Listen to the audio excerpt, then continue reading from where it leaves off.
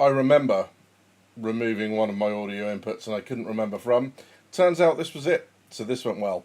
Those will hopefully be the last of the technical problems for this rather Sunday, rather warm stream. Yeah, it's toasty here in the UK. It's gotten really warm really quickly. I've just got out of the shower. I've made a drink, so I am dribbling kind of juice all over myself. I'm not even on the hard stuff at the minute. I'm not stupid, so I'm on the squash from the glow in the dark. I would turn the lights out, but then like nothing would work. But yes, my glow in the dark. Sea of Thieves water bottle, which is fun. See, I don't know if you can see that quite, but that's Sea of Thieves. Everything is that sort of stuff. But welcome in. Good to see you. You guys have been really active in chat while I've not been there. In fact, sometimes I feel like you're more active in chat when I'm not here than when I am, and that's fun. But welcome into Jungle Zane, to Jabba, Citizen Ninja, Dr. Pepex, to Social Code, Burger Pops. Welcome in, buddy. Haven't seen you for a while. WB Roach, new name in chat, I think. Marcus, good to see you, buddy. And Mark Excellent, Socially, Calco, Stakara Viper Leo, Wretched Crew, Space Saga, welcome in, buddy. Full Nelson, Blamsmith, Stunner, and everyone else that I haven't yet seen. Teapot, hello, bud. Yeah, that's a big old list. Yes, and it's not even like as warm as it's going to get. It's going to be warmer. So there you go. But we'll get there in a bit. Yeah, as the title of the stream has kind of given away, we're talking about the Odin. It is Anvil Day. It is Odin Day. It is battlecruiser, and it's maybe just maybe, it's a chance for us to consider what we're doing with our lives if we're spending $5,000 on a JPEG. Just saying. I'm not having a go at anyone that is, but there we go. So, am I getting Odin? Absolutely not.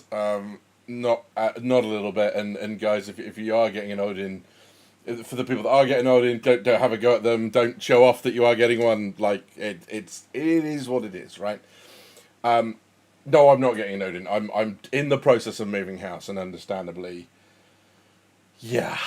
Well, buying a house at the moment, not moving house. That comes afterwards. I'm in the process of buying a house, so understandably, all funds assigned to that. I don't get to have nice toys, but if you are, I'm excited for you.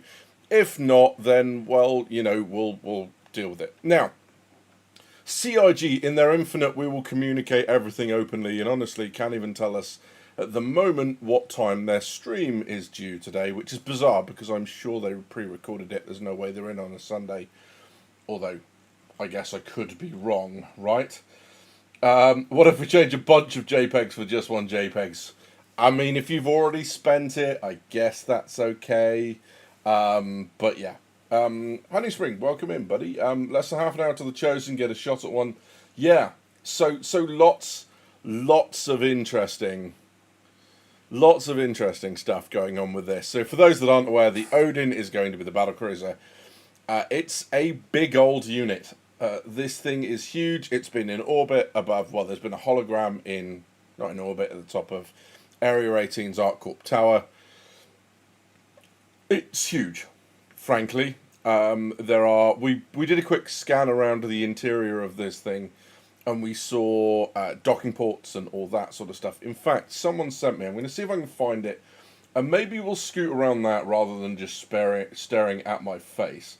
I can't remember, but there was an online model that someone had found.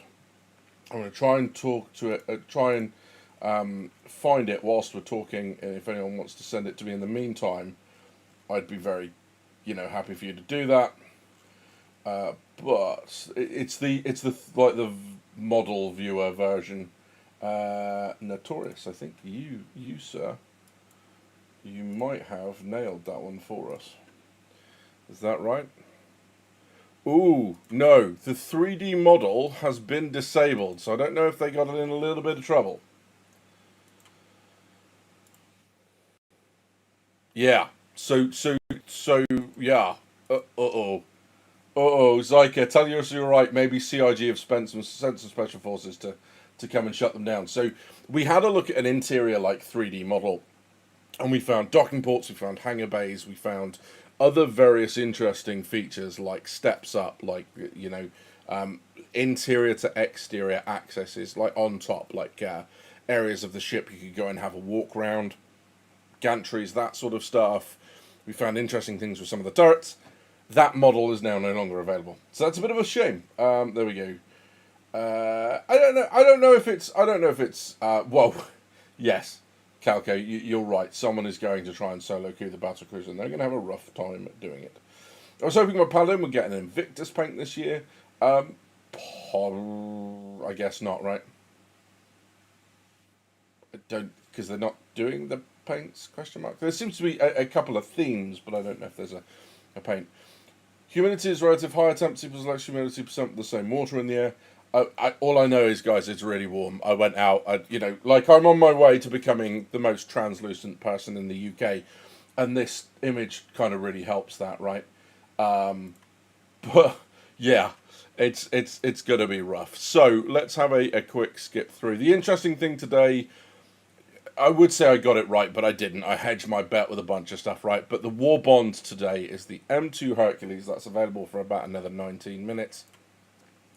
485 down from 520. I was a little curious, if you remember, whether or not they were going to do one of the big value ships or one of the small value ships, basically because, you know, if they go higher in value, that's closing the distance on the new ironclads, the Tiburon, all that sort of stuff. But they've done it anyway. They've gone M2 and they put us up to that area. So there we go. Radio in, TX, welcome in, buddy. Ray, good to see you, buddy. Yeah, it's going to be... It's going to be the best box runner, says Phil Nelson. Oh dear good lord. Hopefully not.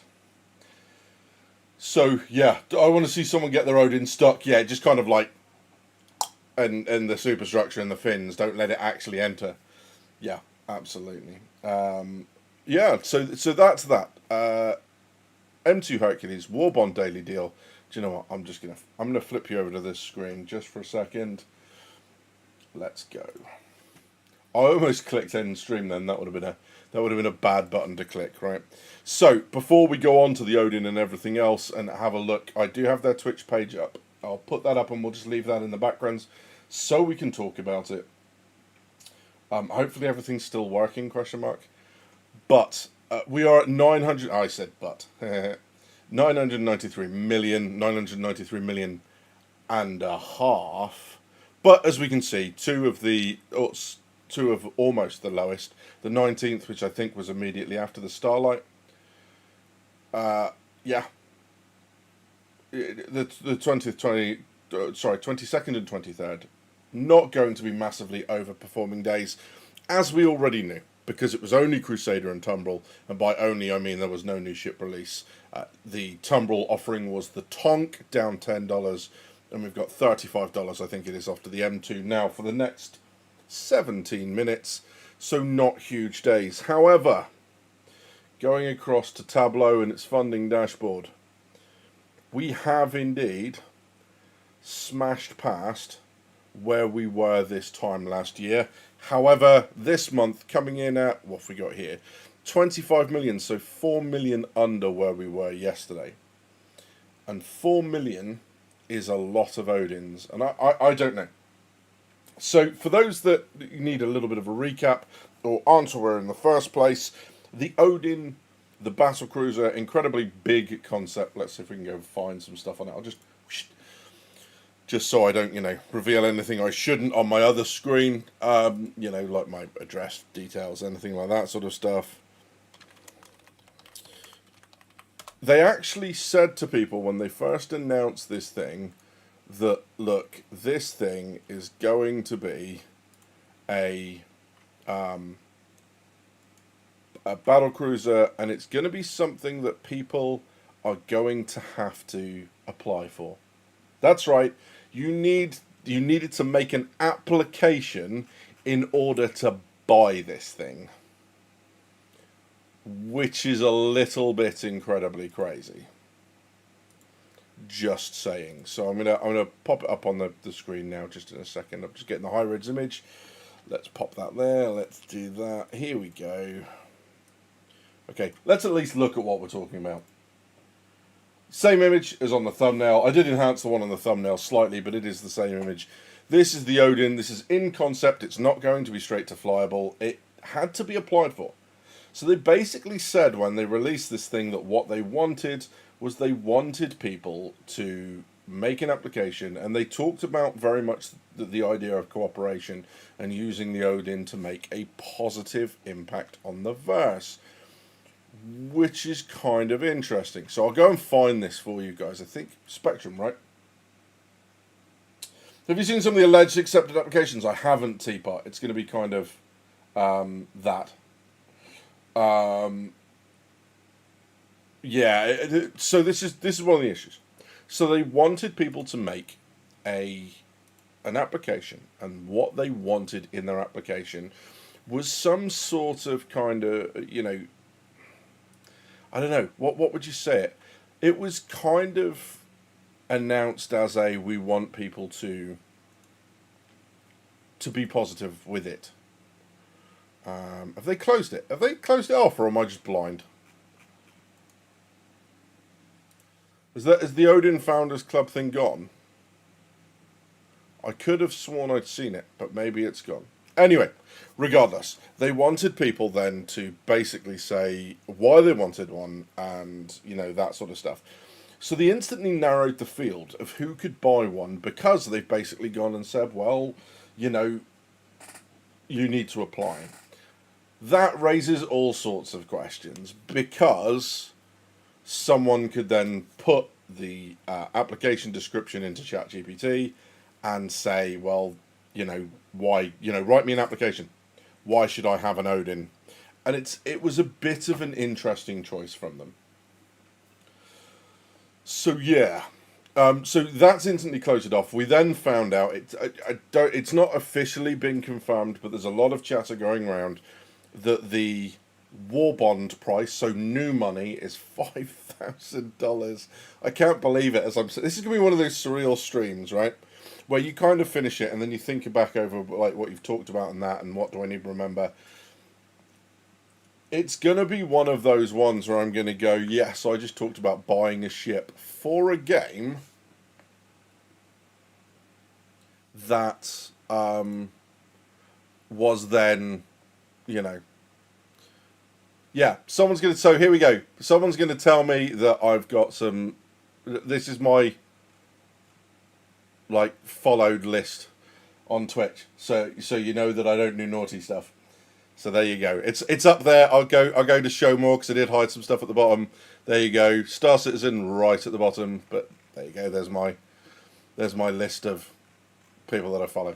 So have a flick through that as we talk. Enjoy. You fill your boots. I am confident that I'm not a naughty person, or I just don't follow them, one or the other. So yeah. So that's going to be interesting. So $5,000 war bond, and then $5,900 with store credit. Again, not confirmed. That's what we believe is going to be happening. And what we'll do as the stream comes up is we'll see if this stream's in time. If not, we'll take a quick look at the page. But I'm very tempted to go and have a look at this and watch the stream as soon as we can. If they do that normal, like Jared does a lot, that kind of bollocking on for the first 5-10 minutes, then we'll have a look at the page whilst that's happening. So there we go. An English sailor with no naughty list. Exactly that, remember. Either that or I've got multiple accounts, one of the two. But as you can tell from my YouTube, probably, because every so often one of my sleep videos pops up at the end of one of the videos we watch, you can probably tell I'm just not that fast enough to make another account for anything. So there we go. My submission was AI slot, and I got the accepted. Thing looks horrible though, says Levi's Arts. Hopefully that is not Lev is Arts. This is Levi's Arts. I'm hoping. If not, I apologise. I got it wrong. Agreed. I saw a few with their BS on nothing application, says AV, and they got approved. Don't think they got read at all. It was in concierge. Yeah, because I've heard a little bit of. A couple of people are angry because a couple of the whales did not get accepted, and that's kind of interesting. I mean, maybe they did both, right? Maybe people got AI to write it, and then CIG got AI to read it, and no humans were involved in the making of this Founders Club. That would be quite good fun too. And by good fun, I mean just a massive, massive own goal. But there we go. Citizen Ninja says, you just had to write anything they didn't read them. They even accepted a request to not be accepted. Really? If that's true, that's brilliant. I absolutely love it. I bet someone lied about why they want it, got it, and is going to use it for their pirate org. Of course they are. Of course they are.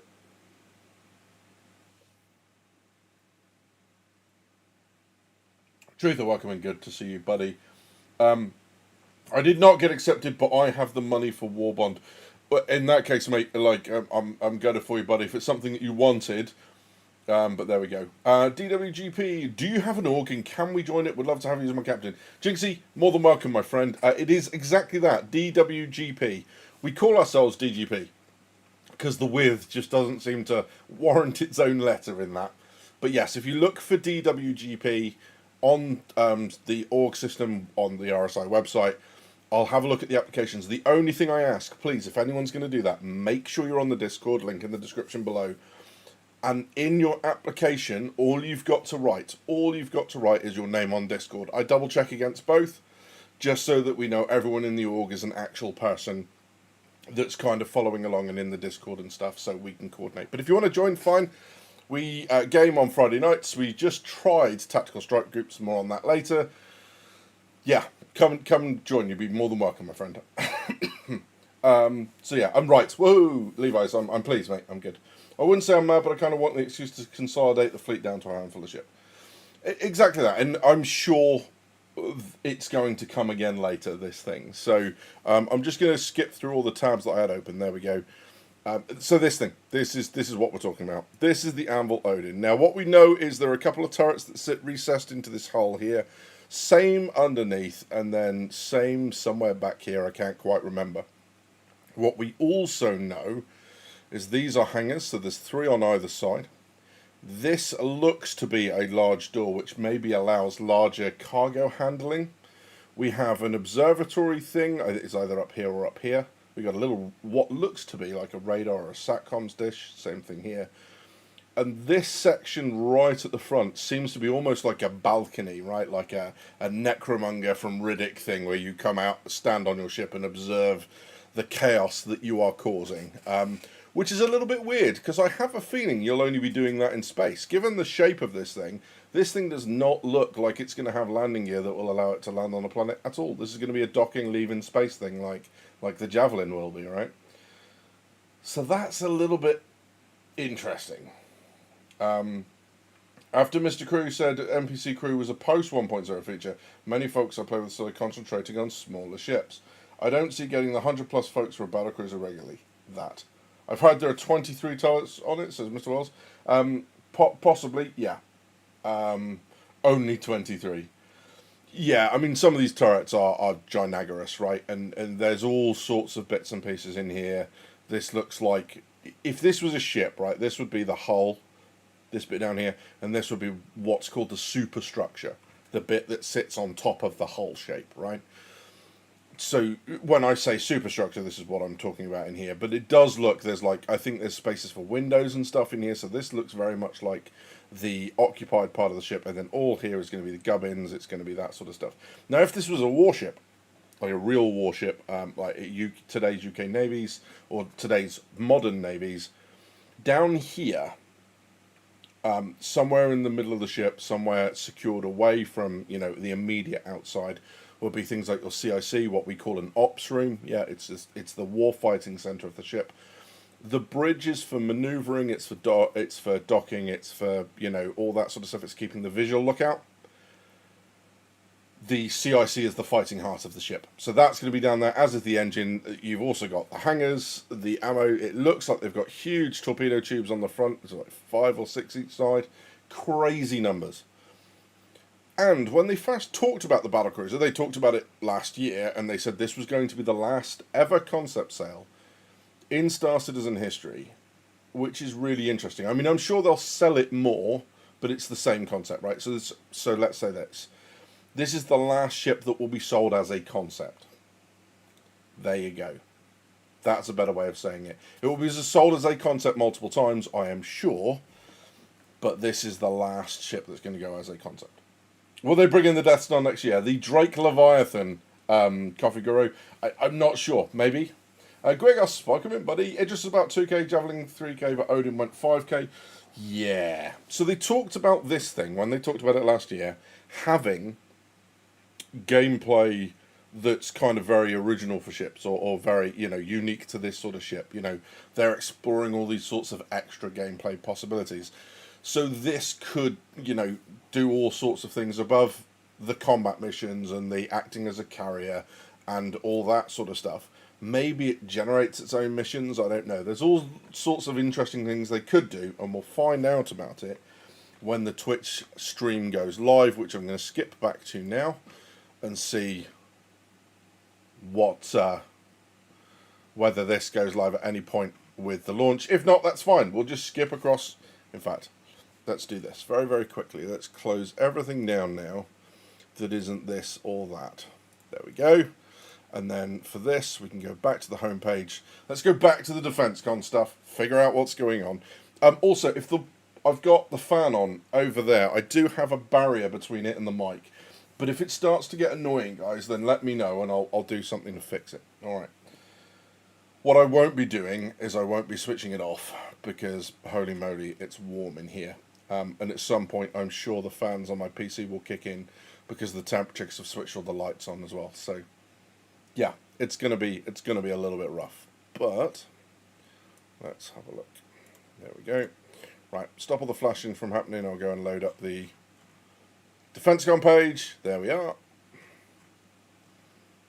And now we sit, and now we wait. Sound is clear. Perfect. Good. I'm glad. I will miss concept sales, said Malemba. I saved a huge amount of money with concepts over the years that I otherwise would never have bought at full price. Yeah, and it does seem to be like we've had ships that have had concept sales, so they have a war bond price. And then they would be released and they would just go up in price and there wouldn't be like a war bond to go with that. And they do seem to have transitioned to that a little bit. So there are still some savings to be had, but it's never, I don't think, ever going to be the same as it was with the old concepts. And this, look, this is not financial advice, right? This is not me saying you should.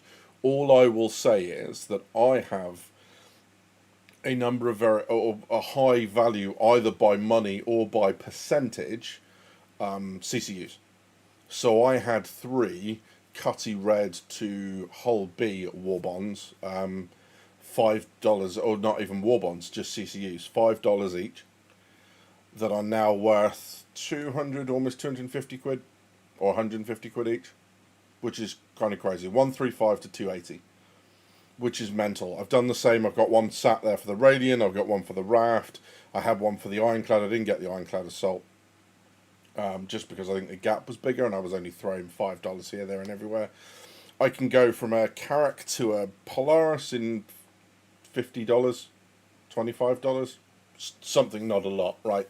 So if there are ships out there that you still want, you can just snag a $5 like upgrade to them, and then when they go up in price, that $5 upgrade remains a thing. And the 2 ships that I absolutely have that for are the Crucible and the Endeavour. Based on the age of them, just like the Hull B and everything else, just like the Banu Merchantman, they are going to go up in price massively. So there you go. That's going to be a thing. SC Kingdom, hello buddy. What would you use an Odin for? Bunker missions? On a more serious note, the role playability with the Odin must have massive potential. Yeah, absolutely. CT to Ironclad for $10 US was a steal at the time. Yeah, that's what I got. Exactly that. So there we go. My current CCU for the Galaxy is down to 153. Yeah, you can make huge savings. So just something to bear in mind for everyone. Okay, right, we're going to jump across to Tumbrel, not because of the war bond. You literally have seconds to secure that M2 war bond if you wanted it, because we are about to switch over. We are about to see what's going on with this. And I tell you what I will do, is I'm going to turn the volume back up on this. Not so that, we can hear it right now, but when it goes live, we can hear, it will switch us across straight away. Or, I can switch us across straight away. We can see if they're bollocking on, all that sort of stuff. Or whether they're going straight into it. and we can figure this out from here. So let's figure out what's going on. You got a Perseus for 280. Full Nelson, awesome. It would take a day to kill it. Haven't seen you on Infrarunners in a while. Radium, no. So I don't appear on Infrarunners anymore. Still very much got all the love in the world for Execute and Algrid.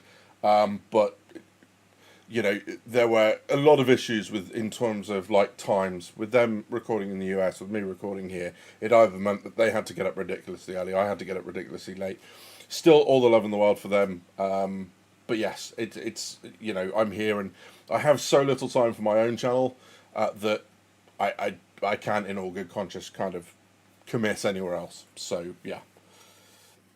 Sorry, AUS. So yeah, they're in Oz. They're in Australia. Website's probably going to crash. At what time will Anvil Space start? Well, right now. Right now. There you go. We're on. Anvil Aerospace, the Anvil Odin, the All-Father of War. Okay, we'll come on to everything else in just a moment.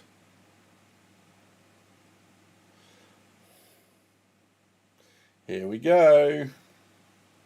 Out of stock. They can't be out of stock already, surely.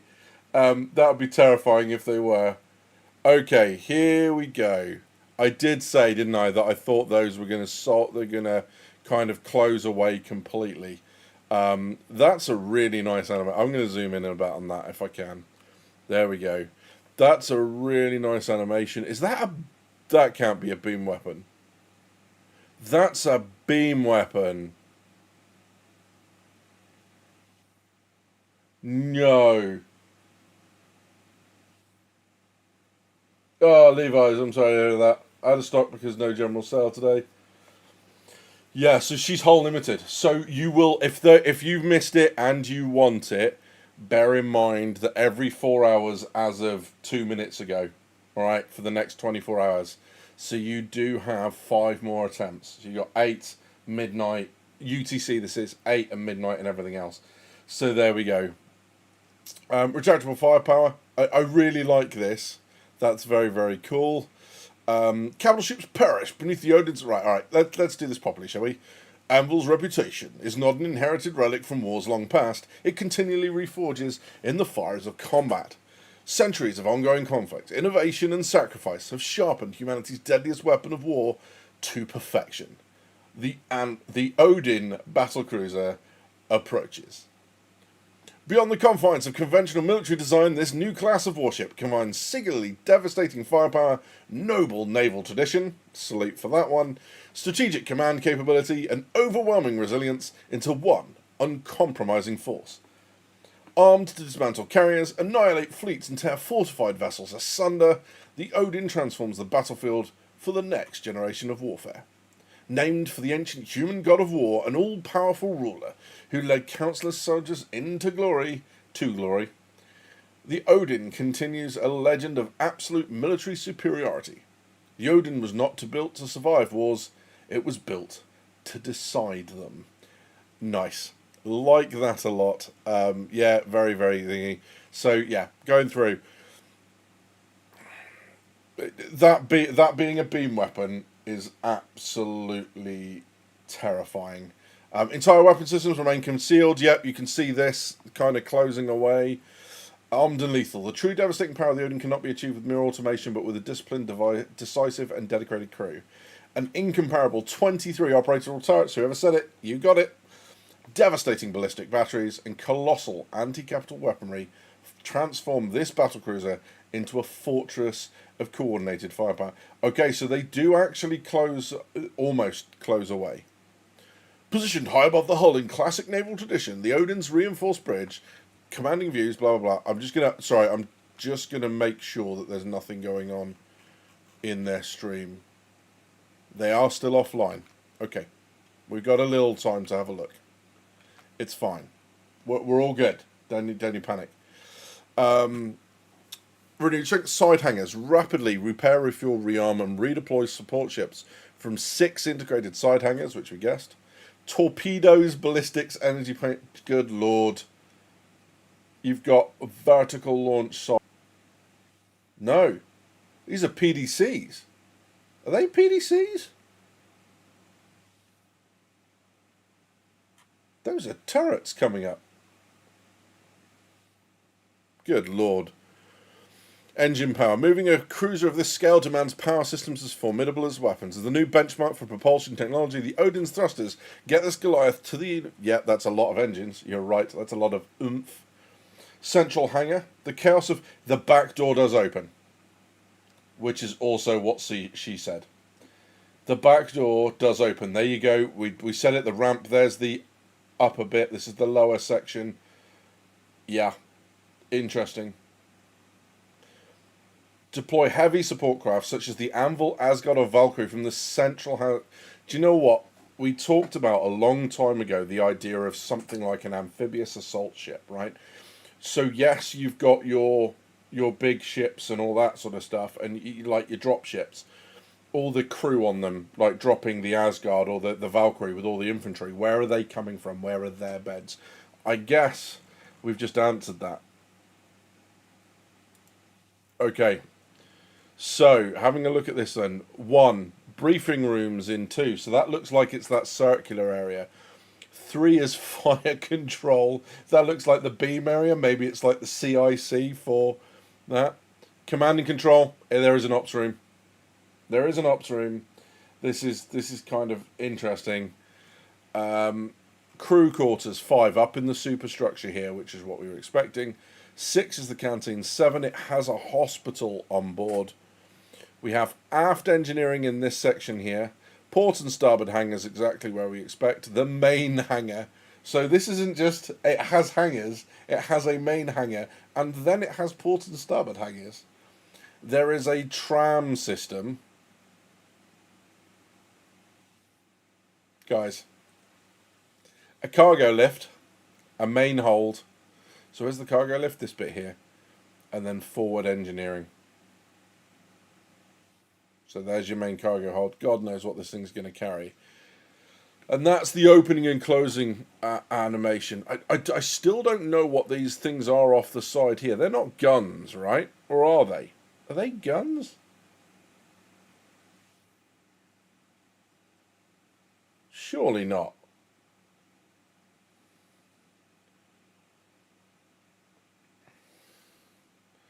A tram system shudder, says Teapot. Yeah, this is horrifyingly big. So lots of turrets and everything else. Okay. The last thing they'll see, in true military style. So there's the Odin making the mess of whatever that is. The ultimate deterrent, size and power. Other ships enter the fight, the Odin ends it before it begins. Yeah. Briefing room. Nice. Yes, so that is the circular room with the windows that we saw when we were doing the kind of model have a look around. And that, I'm not going to lie, that image on the left, I know it's kind of low texture, like low detail, right? It's a concept sketch, and it is a sketch as opposed to the whole thing. But that hurts my eyes, because I can't instantly tell what aspect we're on.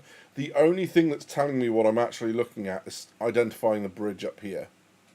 If you remove that, it's not instantly obvious which way is up, down, left or right on that. The only thing that's helping you are these fins. If you remove those as well, I don't think it's really obvious which way that's pointing at all. You're relying on tiny little details like the bow lasers, right? The beam weapons, whatever they are. So yeah, a vast ship-spanning ammunition reserve ensures. So this is the idea of a central magazine, right? This is how this works. Teapot, nice Ender's Game quote. I like it. This is the idea that real ships have, right? Where they're just not in hoppers, where you have dedicated spaces, and because of the way ammunitions and fuels and heat and temperature and all that works, you have dedicated magazines. So it's not just like, hey, it's a magazine and we'll put a couple of missiles in there and we'll put some round. No, you have a 4.5, which is the big gun on the front of a warship, and then you have the Sea Viper magazine, and then you have this, that, and the other thing, and it stops them because, unsurprisingly, even when not exploding, munitions can interact in a really nasty way, and that's this is going for that because the ship's big enough, right? 8,000 SCU of cargo. That is.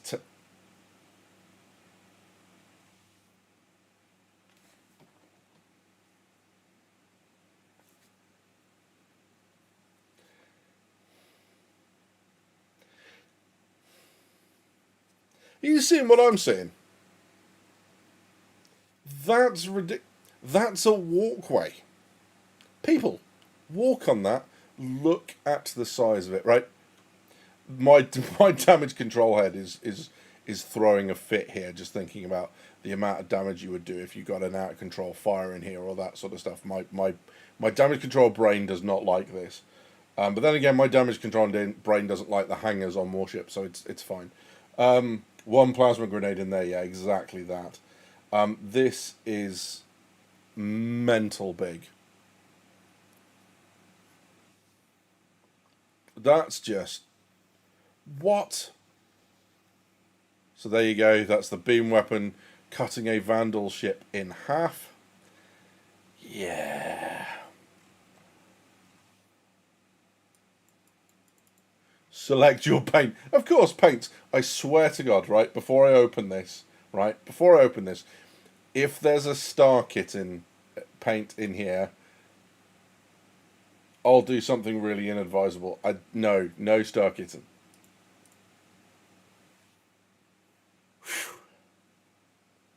Okay.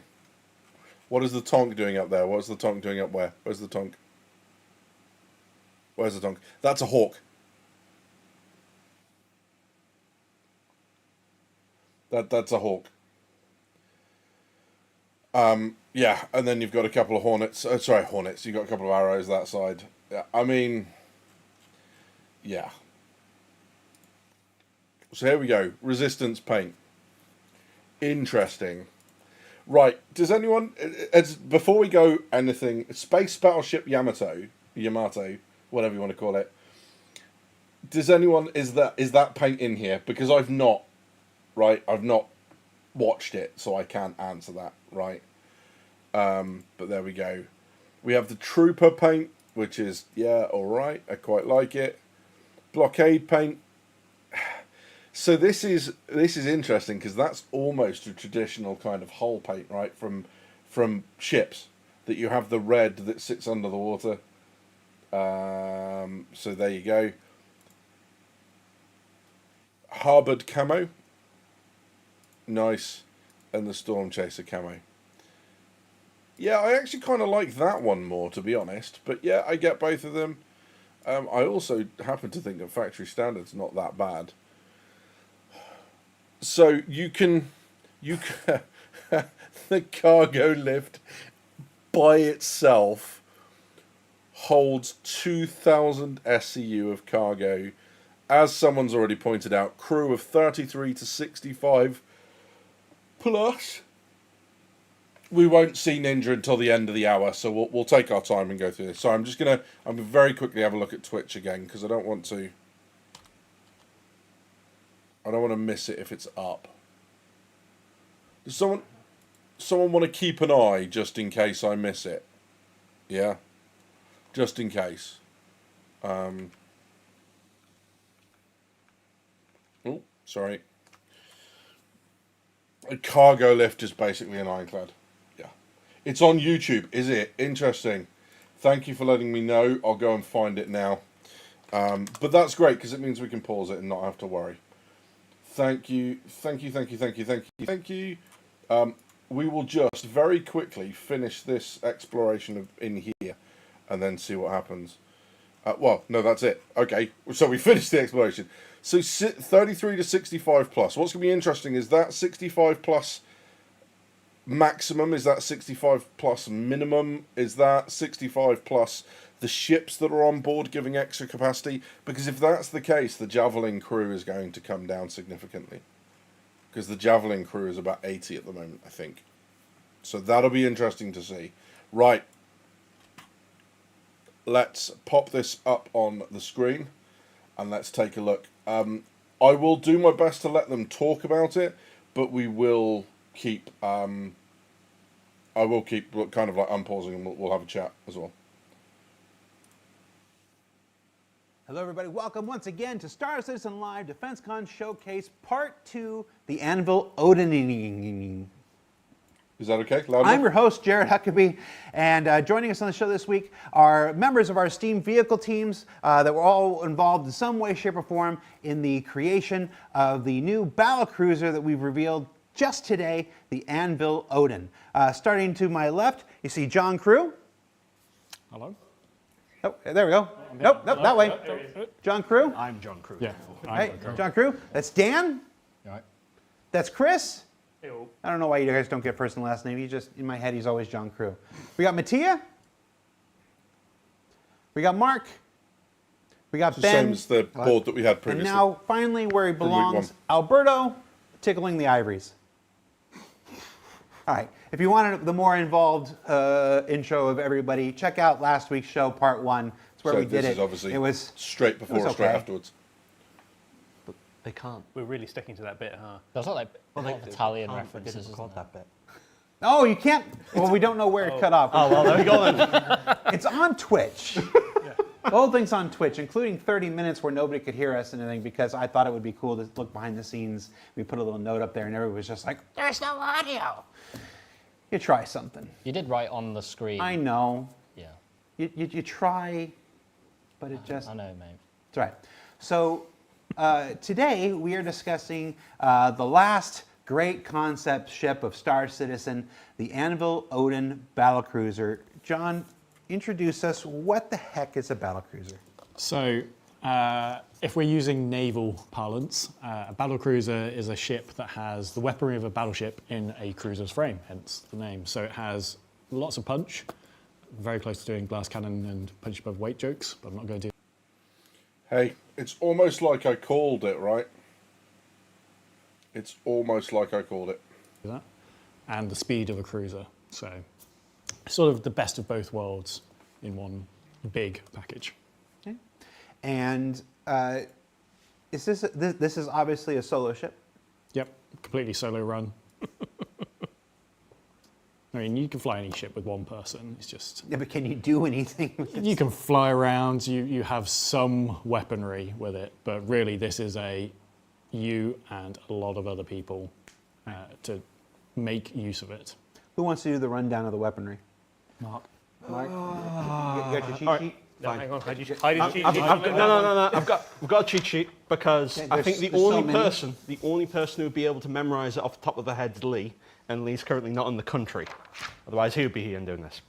So, starting from the top, we have 2 size 12 triple ballistic cannons that are man turrets. And for reference, what's the Jesus. biggest gun on the Javelin?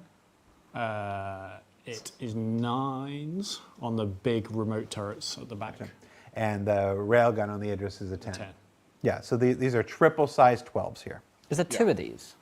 Yeah. One on the top and one on the bottom. Well, there's 2 triples. Oh, There's I 2 see. triples. Right. So the Bengal, the large lower.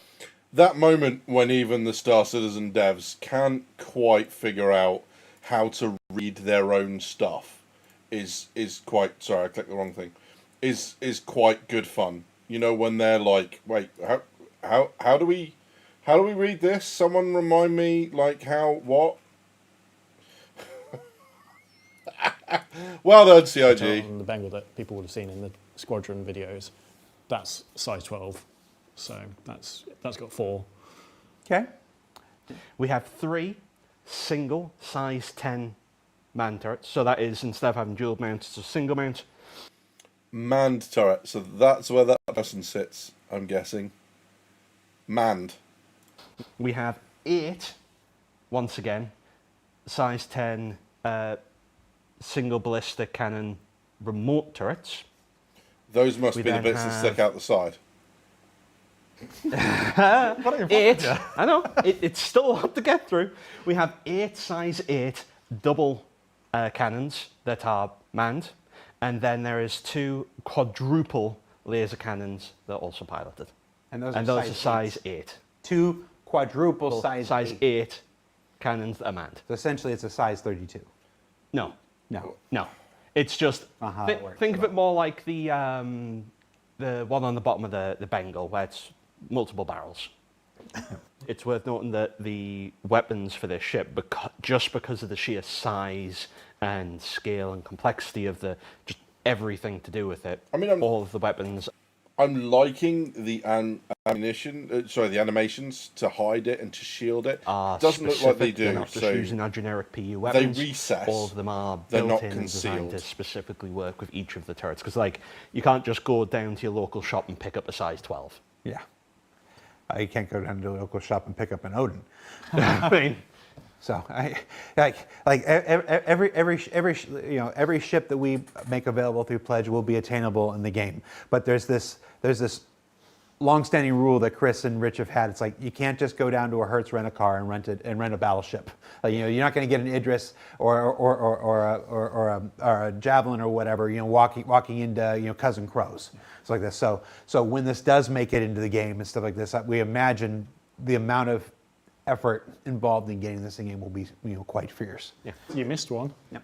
Well, Yeah, you missed the other one, didn't you? You missed Next line. what's on the front of it. Oh yeah. Oh, well, I mean, we did say it had some pilot weapons. Yeah. It has a No, it can't be. No. CIG just no. Just whatever. beam weapon of, yes, size. It is the entire front of the ship. Indeterminable size. It's a beam weapon with 12 barrels. It's 6 on each side. Yeah, but it does combine to one giant beam, but it's a giant beam on a capital ship that's... It's a beam on a capital ship of a scale... Well, the size of the ship is a... The best they can come up with is it's big, but it's big. Yeah, but that's gonna break. But it's big. Yeah. Just random jump point is over 750 meters, and then we just have a giant beam that is the front of the ship. So, Sick. yes. I mean, we can give it a size, but Yeah. fine. I'll also cover it has a significant suite of PDTs, flak, and other automated defense systems.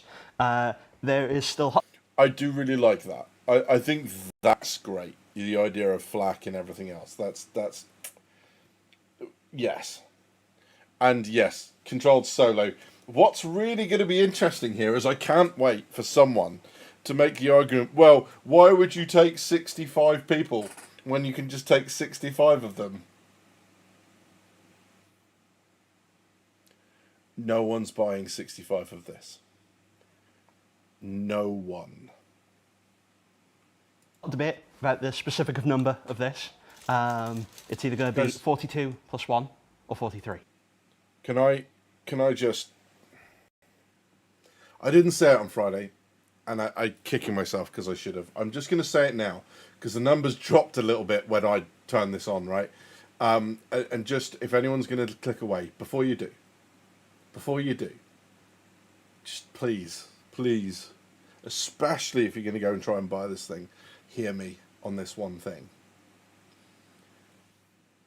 Being able to own a big ship like the Odin does not mean that you are capable of running a big ship like the Odin. Did you hear what I just said? Just saying. That's it. And this isn't some weird ex-Navy gatekeeping thing. This is, if you've ever tried raid leading in any game ever and you hate it, you don't just no. Don't, no. Just stop it. You will spend a ridiculous amount of money on something you will not enjoy. Other than flying it around solo and then desperately trying to get stuff to line up with the bow of this thing so you could shoot it with your ridiculous pilot-controlled death laser. Just saying. We had an interesting problem when we were actually doing the PDT and flak distribution across the ship. Exactly that. Because they were so small, you couldn't actually see them. So what we ended up having to do was make clustered banks of them, just so that they were actually readable on the exterior. And there's just so many, it meant that we had nice little defensive clusters so they could cover each other as well quite nicely. And why do you need them to be readable on the exterior? Well, the reason we need People them need to to be target readable on the them. exterior is because part of the gameplay of tackling a ship of this size, it's going to be peeling back the layers of defense. You're not just going to rock up with a couple of torpedoes shooting jobs of gun. You're going to have to take out the subcomponents, take out the shield emitters. One of the things I cannot wait to see, and this isn't a stab at the Odin owners at all, but one of the things I cannot wait to see is the world first PvP kill of an Odin. That's going to be something to watch. Take out the PDCs and defense before you can even begin dreaming trying to either board it or disable it. Yeah. So if we just had the tiny little dots distributed everywhere, people would struggle to actually be able to engage with that gameplay. And we want people to visually know, like without owning the ship, where to target. For as powerful as That this thing makes is sense. going to be, It's still kill. It's still a kill. it still has to be killable. It still has to be assaultable. It's going to end up being its own TSG just attacking one of these. All right. So We're not done with the weapon. Yeah, there's one more here at the Wait, bottom. what? Which one did I miss? You're missing the torps. all the torpedoes. I was talking, we said guns. Of course it's got torps. torpedoes. I said weapon. Fine. It has 20 size 12 torpedo launch tubes. That can hold approximately. Remember, this is a concept. Yeah.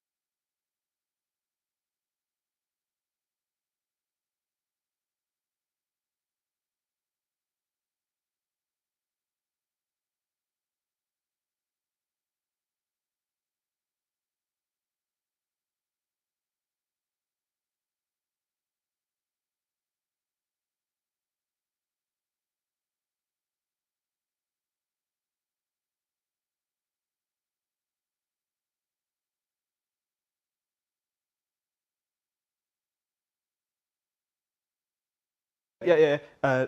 40 in, so 40 queued, ready to go, 20 that actual tubes, but then you can obviously manually stock them as well. So it's however many you could fit in your hold theoretically. And how big is the whole John Crew? It's 6,000 SCU in capacity, so it's I think that's just the board number as well at this point. it's a whole C and a half of cargo inside it. So you'll be How able many to stock. torpedoes is that, Jared? We might be able to do the math. No. Please don't. All right. I'm So sure someone in chat can do that for us. Did I mute that bit? Sorry, I was taking tablets, so I didn't want you to hear all the nonsense.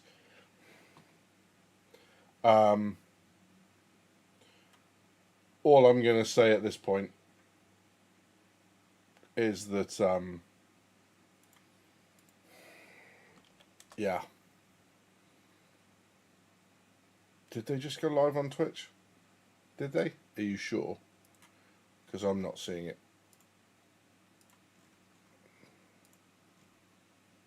Just looking over here. hi, everybody. No, that's the old stream. Hi to you too.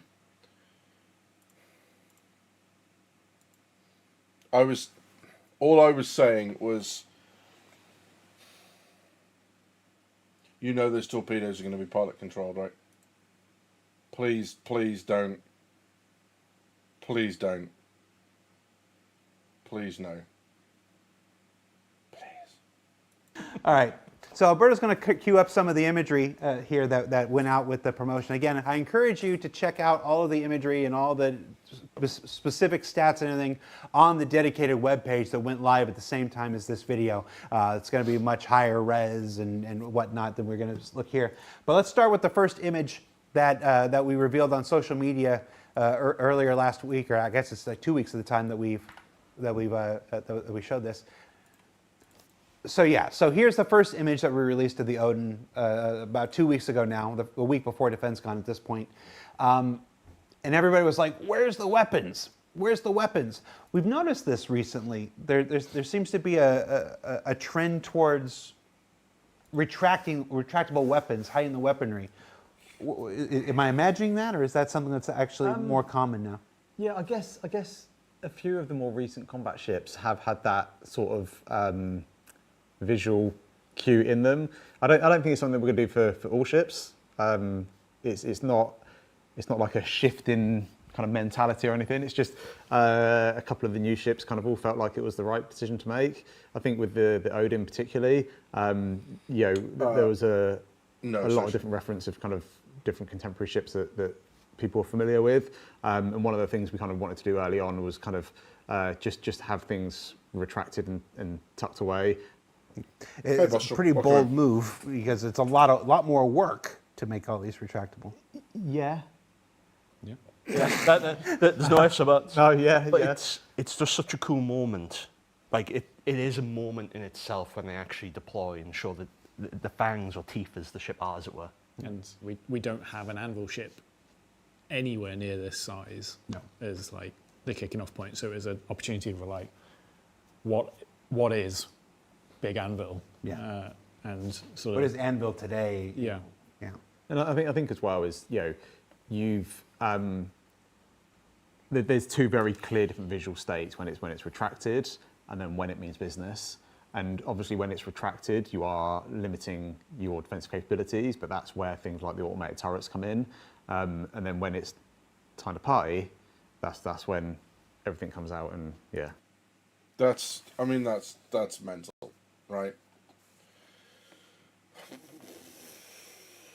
They haven't said specifically on the torps, and I'm kind of glad, because I was just going to walk off and just kind of amble off and let the stream just die on its own. I wasn't, but I could. Let's keep it going. And a ship of this size, we could wave it away with lots of it makes it more efficient. Everything's tucked away. It makes it kind of a little bit I say more efficient to fly. But really, it was a visual decision that we made early on with the vehicle when we started kind of having those very early conversations as to what we wanted the kind of like the core visuals to be. That was one of them. This is a lovely image. This is one of the team's favorite images here. What are we showing here?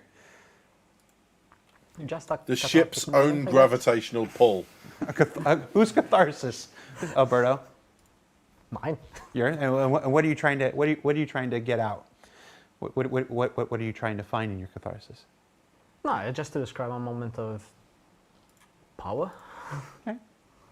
I remember when I first saw that picture, like in a meeting, I went straight to Alberto's desk and I was like, can I have that like right now? And it's now my desktop background because I was like, it's just so sick. I remember when you first showed it me, I came over to you. That's going to be a desk mat. I reckon they'll extend that out to be a desk mat. Your desk, and there was I think you talked about it from like how it was like kind of hiding in the asteroid belt and then it would like pop out, and we talked a little bit about in the Arctic you see these really large ships that are like icebreaker ships, and it's just insane. That's a great picture for it. And I think that's one of the kind of core things with the concept art as a whole is there's obviously things that we want to show to kind of really show the details of the ship and like what that ship's functionality and loadout and everything else. Star Citizen really need to start selling their stuff on display, because I would have a wall full of it. But then there's also pieces that we want to do that just set the scene and set the atmosphere and give an idea of the the dream of what we're trying to achieve.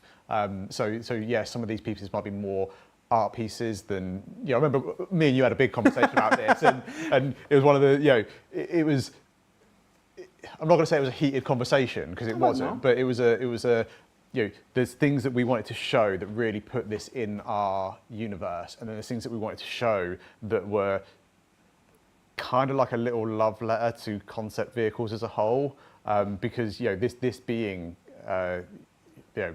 almost the end of an era with such a missed opportunity to concept design it like a vehicles. Star Destroyer. A lot of work Possibly. went into it, and from a kind of concept artist point of view, It seemed like people will pay anything for ships in my org. There's a guy that will use $21,000.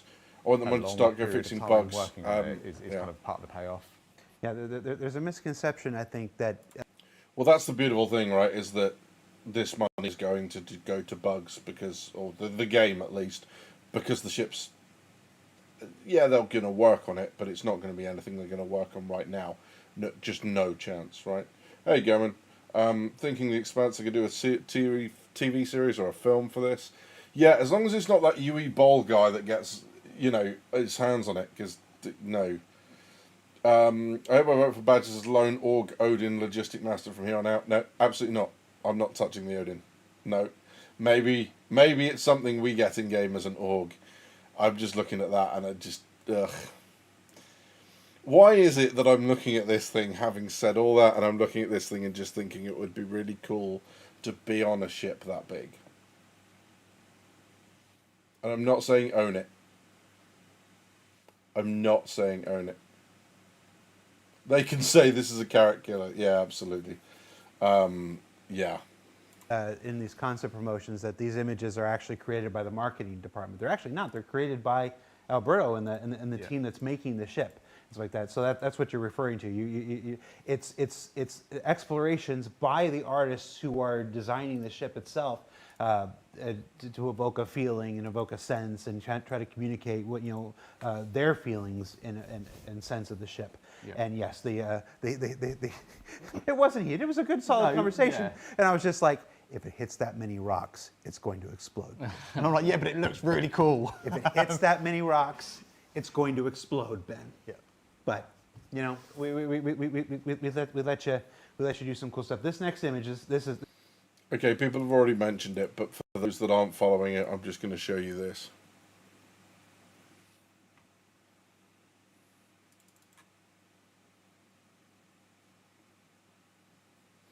We've gone up over 5 million since I started the stream. The hourly funding tracker has not adjusted because it'll be the 1600 UTC one that we'll see it on, right? And that means that twice in one sale they have broke their record for the amount of money raised in one day on ships. This one was the Tiburon. That outsold the Perseus and the Ironclads, and the battlecruiser has outsold. If that 5 million means that they sold 1,000 of these things. There are now 1,000 of these things in the verse. Well, not in the verse, but will be in the verse when this thing releases, and that is not counting every other sale. Gents, we are breaking 1 billion by midnight, by 1 a.m.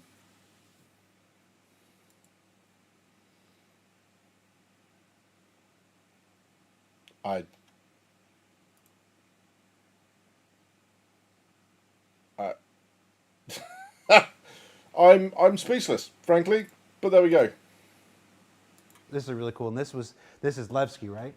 Yeah, this is Levski. It was the best way to communicate the scale of the thing, as the diameter of the hull, I think, is 5 kilometers. The length of this ship is 150 meters, so gives a better idea of what you could see and where when these will come out. We thought that was such a big hole when we built it. Well, the problem is with that, Calco, that if it's gone up 5 million today, right, that's 5,000. Because the funding tracker won't do store credit because it's money that they've already got. So that's 1,000 brand new purchases, because there's no way they raised like 2.5 million off the back of an Anvil Super Hornet war bond.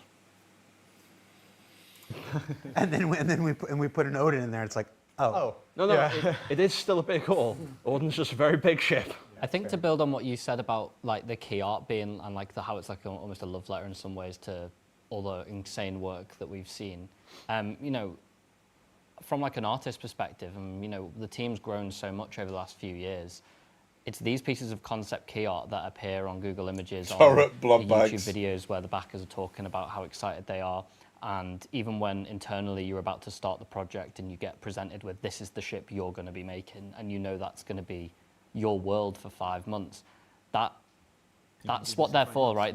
No, not that, but like, you know, yeah, I was thinking about like specific ships in the past, like the Meteor, for example, in front of you.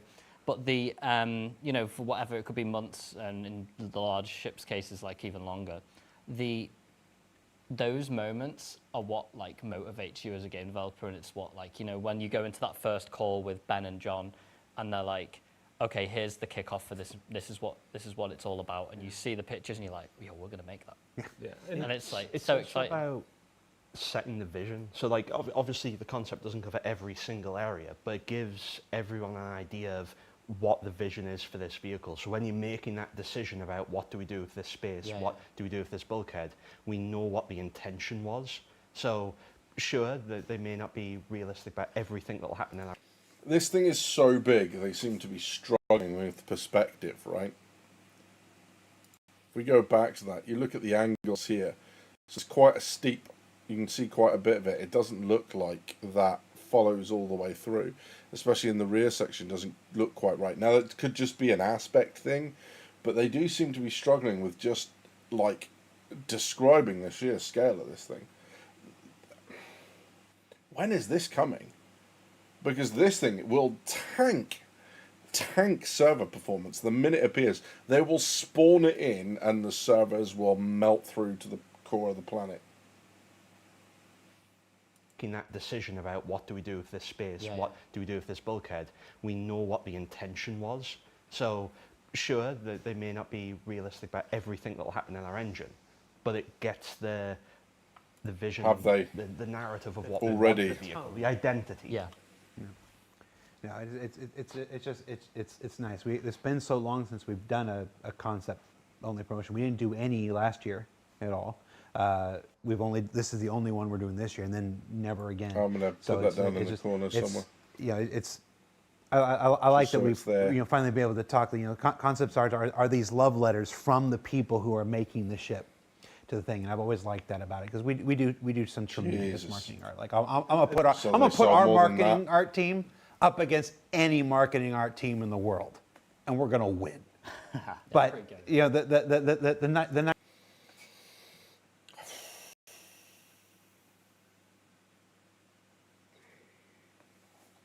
just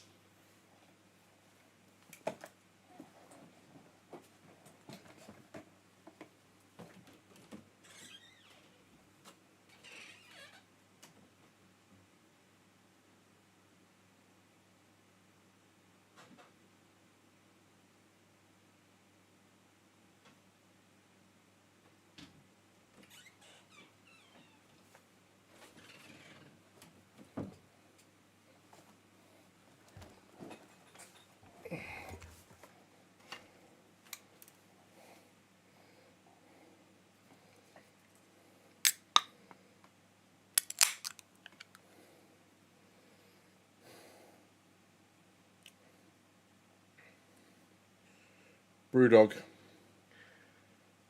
Hazy Jane.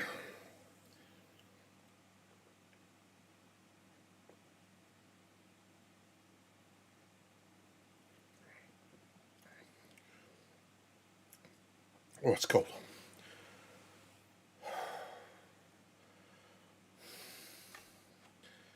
Cheers.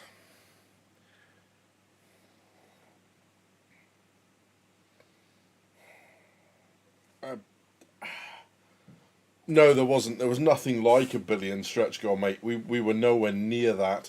I'm just going to go to the stretch goal stuff again. the stretch goal stuff ended years ago, right? So just to put this up here, the last stretch goal was the 65 million mark. So yeah, so they made what, just under 7 million so far. That punches them. Well, I was wrong then. That punches them over where they needed to be. Holy cow! As in, they've now beaten last year's figures for this month. That's punched them miles ahead on the whole funding tracker. Nice Holy thing shit, about the guys. concept art, though, is that that's not marking. That, Right, that the concept that is art. I'm people gonna nip here to making loot. the I'll be shit, back. Yeah. communicating from their perspectives. With like the production ships, we get that from the marketing team at the end of that stage, if you know what I mean. And so, we get these amazing trailers that come back, and they're almost like, that's one of my favorite parts, right? Is like handing the ship over, and we sometimes push it quite close to the wire. We're like, here you go, sorry it's a bit late, good luck, and then we get it back, and it's like, Oh yeah. like your mind gets blown, and that's really what we're trying to achieve here for our production team. You already know the Odin trailer when the time comes. When that thing's flight ready, the Odin trailer is going to destroy everything.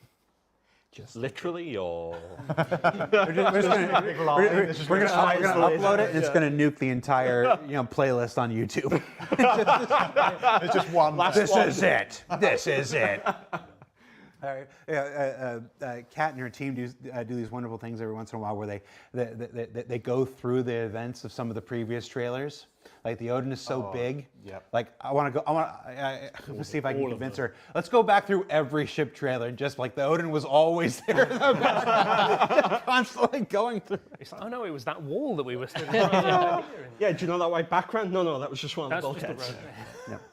All right. So how much any more images to look at this point? Oh, a bunch. Did we mention it can carry other ships inside? Oh, there we go. No.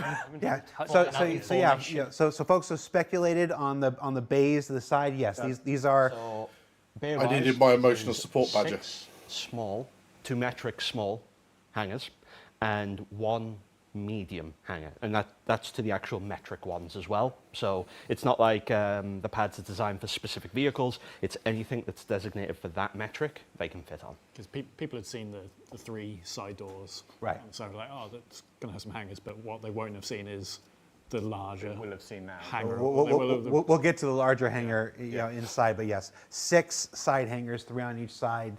Yep. Big enough to Hornets and stuff. Oh, Obviously. easily, Yeah. easily. Cutlasses. I think those count as small. You'll be able to fit cutlasses in. I'm not going to get my help. And of course, that's a concept size, and we all know what happens when a concept goes to final art. Especially in the UK. Yeah, so the funding tracker won't be a measure of the Odins because it's money that's already in the game, so the funding tracker doesn't figure them out.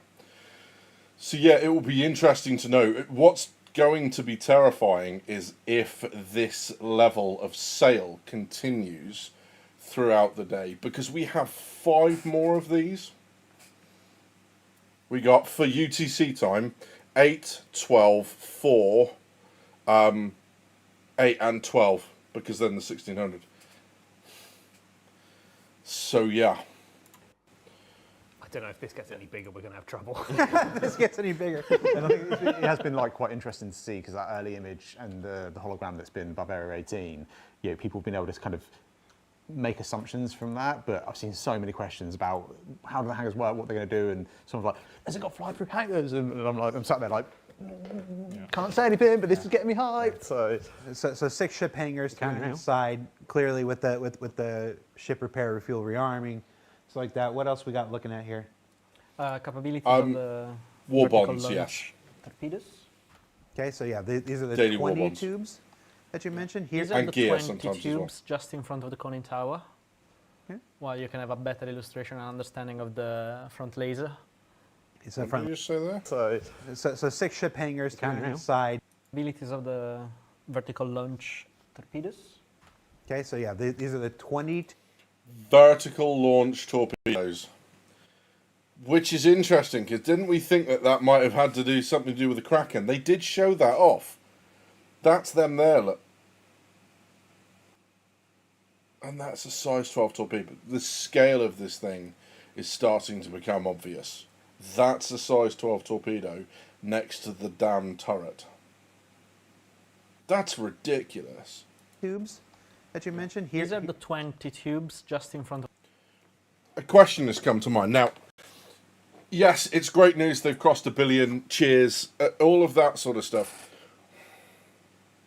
I do have a concern, though. Ships this size...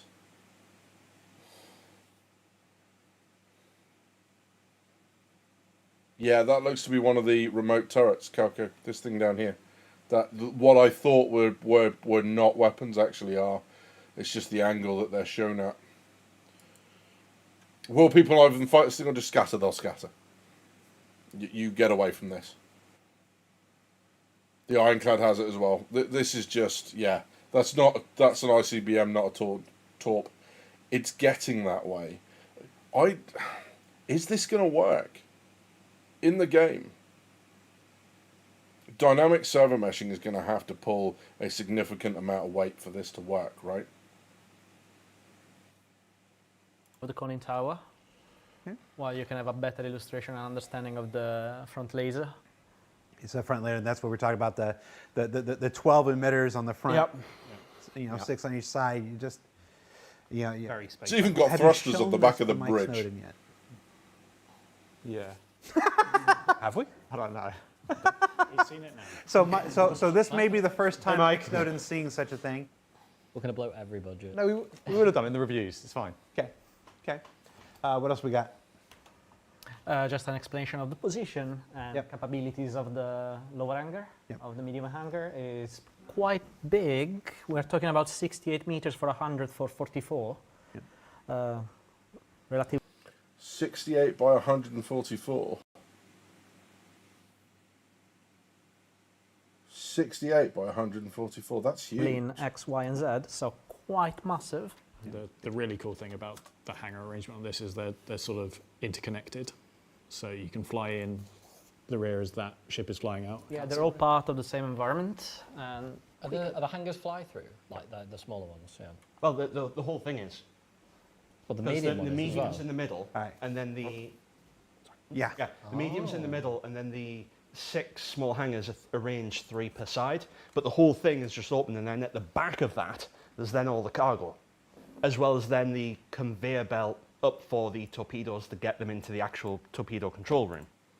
If you need an idea of how big that hangar is, it is 2 meters too narrow for a C2.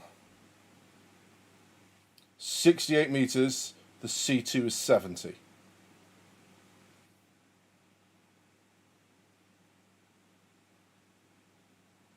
This thing is ridiculous. Yeah, so we kind of, we spent quite a lot of time playing Yeah, ideas a practice about will how fit. Hangar could look and how it could function. And one of the things that we kind of settled on and were really excited about was having, this big kind of open expanse where you could have your kind of ships primed, ready to. The Perseus is now a snub, as you've just pointed out socially. To launch in all the hangars, but then you had Cheers. enough space around them to kind of do all the operations you needed. So if you had other ships in there that were landed that were getting repaired, or you had other ships in there that were getting kind of guns or loadouts changed, or your pilots ready, you had space to do all that. And we really wanted the idea to be that you could fly in through the rear of the ship, and if you're in a big combat situation and you're like, right, recall the fighters. Mm-hmm. They weren't all scrambling to get in these tiny little hangar doors. You could load them up in through the rear of the ship, kind of get them back into their ready positions. Battlestar Galactica. The combat recall in Battlestar Galactica, that's what they're after.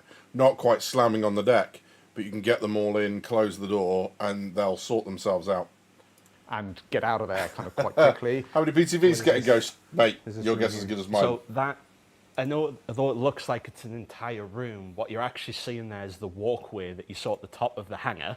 That's the sort of scale we're talking. And like I mentioned, at the bottom of the hangar, there's the there's basically a conveyor belt that connects to the torpedo control at the top. So behind what you're seeing in that image there is the cargo grid. And what you're seeing to the left there, closest to us, is an actual constantly rotating conveyor belt. So if you want to load torpedoes, you take them from the cargo grid, put them on there. They'll then make their way to the actual torpedo control room, where the tube bays actually are. metro for them to be station. taken off the bay, and then loaded into the tubes to be fired. So on either side, there's a constant rotating thing. So if you need more torpedoes, you can just take them straight off the grid, straight onto there, and it goes up to then be manually loaded. And we've mentioned this is a multi-crew ship. It's definitely a multi-crew ship. Like, if you want this thing to be efficient, Right. Good. I'm pleased that they've said this, right?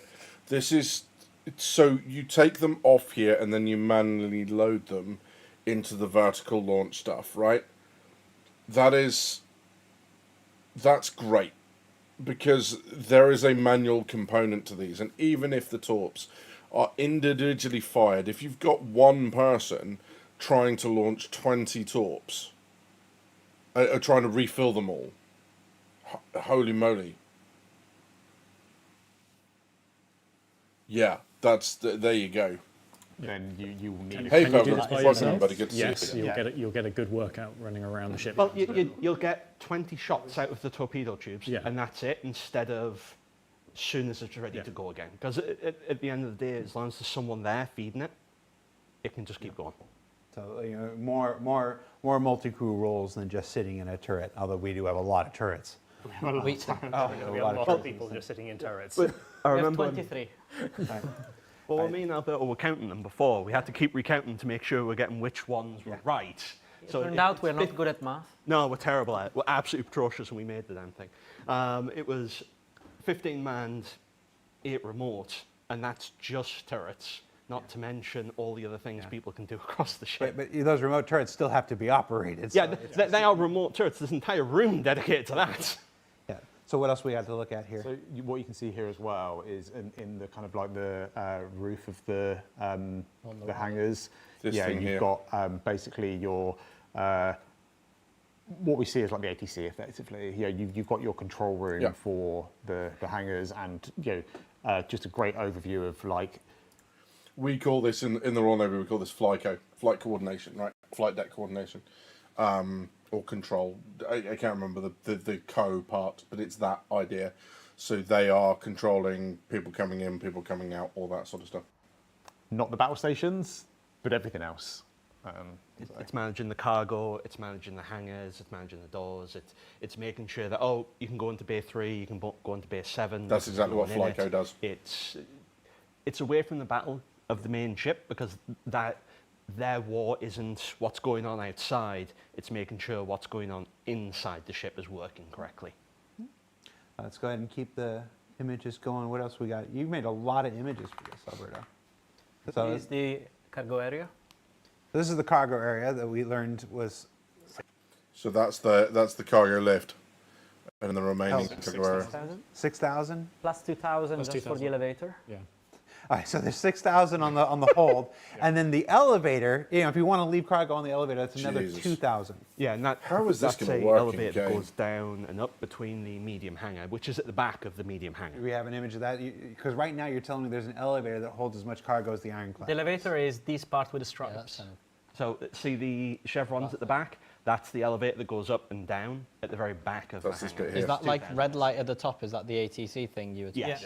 about? That's the scale, right? We showed that side shot and it looked like it was an entire room. It's not an entire room. It's literally the catwalk that you're seeing on the left and right. And when we went into this and when we got the initial brief, we were, it came out as we were doing an Anvil ship, and it's like, yeah, cool. And then we got the brief, and it's like, okay, this we can work with. And then through each kind of point of decision we made, we were always looking at it like Might buy the Odin for the loner. No, This is buy our the kind of like loner.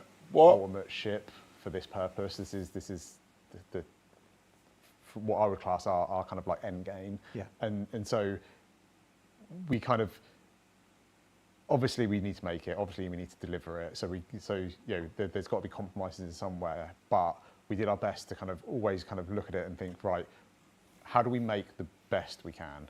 And this is what we tried to do. And when we get into production, we get to see whether or not we can achieve it. But we put a lot of discussions, I think, and decisions into trying to get this thing to be like, really, really something that we can be proud of. And what else do we have to look at, Alberto? Oh, there's plenty. We have all the interiors. We haven't even gotten to the We comments. have This is just a hangar. Sorry. We're Go. in the first room still, You essentially. want Yeah, to see ridiculous. the general layout of And the actually- interiors? Yeah, I want to see everything. It's quite a good. They've got so many images of the inside to give us an idea of what they're thinking. I'm actually quite enjoying this. This is a good watch. So this was the area we just seen. Here is situated the cargo. Here is the part of the elevator, and this one is the medium hangar. This is the setup for the side small. The small hangars. Here there is the conveyor belt you have seen earlier, and just above there is the loading That's a crewman. room for the launching tubes. From here For is where scale. you will take the conveyor belt missiles and load them into the pipes. Here is your favorite room. Remember that one? Is the one we showed in. This was on the weekly newsletter a couple weeks ago. Yeah. This one is the actual size of the turret when it's collapsed in itself, and we have enough space that we could put a gun. Okay, so that's what that. Do you remember the sneak peek? And we said it looked like it might go out the bottom, right? That was that room, look, and that's actually feeding up into the turret by the looks of things.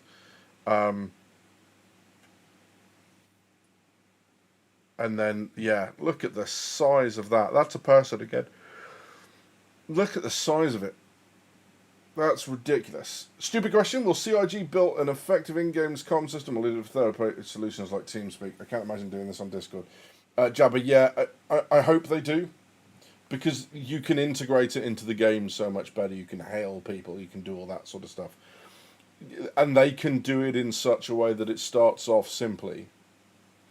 But so it just works the way it works now for normal players who don't want anything to do with it, and then as you get into it, then you can then become more complex. That's the key with any kind of in-game system. The other thing is that to do that actually takes dedicated programmers and a not insignificant number of people, a number of man hours into that. It's not something you can just come up with and just integrate on the back end. You need to keep developing it. You need to invest a lot of effort into it. Now, the hope for me is that sort of ability to hail, that sort of ability to talk to each other, that realism is very much part of the cinematic experience that Chris is a big fan of and is driving for across all of his games. So my hope is that maybe post 1.0 they start leading into that very, very heavily and give us the ability to assign channels and priority speakers and hail other ships and have it pop up on screen and integrate with the FOIP or VoIP, whatever else. But that would be... I'm hoping they will. No indication or comment at the moment from them that that's going to happen. Passing on the outside of the ship, but on the inside of the turret that effectively looked like this. Jesus. And just to try and communicate this. Those are scale of people. This thing, we do expect areas like this to exist where, when you look at the ship full screen and it's just that kind of silhouette, you don't see it. But this is. Well, the hangar catwalk was. There's the another prime person example there, right? like, We running looked at down the towards image, us. We thought it was the entire room. It was just the catwalk. Yeah, my favourite scale bit on the ship is the little zigzag ladder on the Oh, of the conning- staircase. on the Yeah. side of the conning tower. All right, let's talk about the conning tower. I mean, we'll get to the base. Oh, okay, let's be disciplined here. Let's continue into the main hall before we go to the conning tower. What else are we looking at here? We got the my train. That's their my mouse, only not train. me. Your train. We have a train system that connects the most important parts This of is the gonna- ship. this to is the gonna be a long most time coming. remote manned turrets. So A long time similar coming. to the Bengal, realistically, getting around the ship is going to be a huge task. It is an absolutely massive ship. So it has its own train tram system, whatever you want to use the specific word for, that runs constantly throughout. It's not like the lifts where you press a button, because that's its own thing. Somewhere else where there's the lifts to get up and down, and there's multiple of them. But just because of the sheer size, we had to set up something to get you around. So there is multiple trains running in a constant loop so that people can navigate the ship. Will it be like how on Microtech you have like the trains? Exactly like that. We needed something of that scale. Because the ship is Bring back the emotional support budget. And when the train, and when the tram leaves its path and takes you up, out in the thing, it's a escape pod function. We'll get to the escape pods, don't worry. Oh God. My brain is actually, I mean, my brain's struggling anyway because I'm just tired. It's been a long couple of weeks and I haven't quite recovered yet. But my brain is really struggling with the idea of scale and everything here. Let's hope they work. By the time this comes out, transit will be, should be much better. So there's already We've had that before. improvements that are in now. All right, let's go back. Oh no, we still got more in the hull here. We still got more in the main hull. No, in the main hall, I think we are done. There Excuse is me. Ship.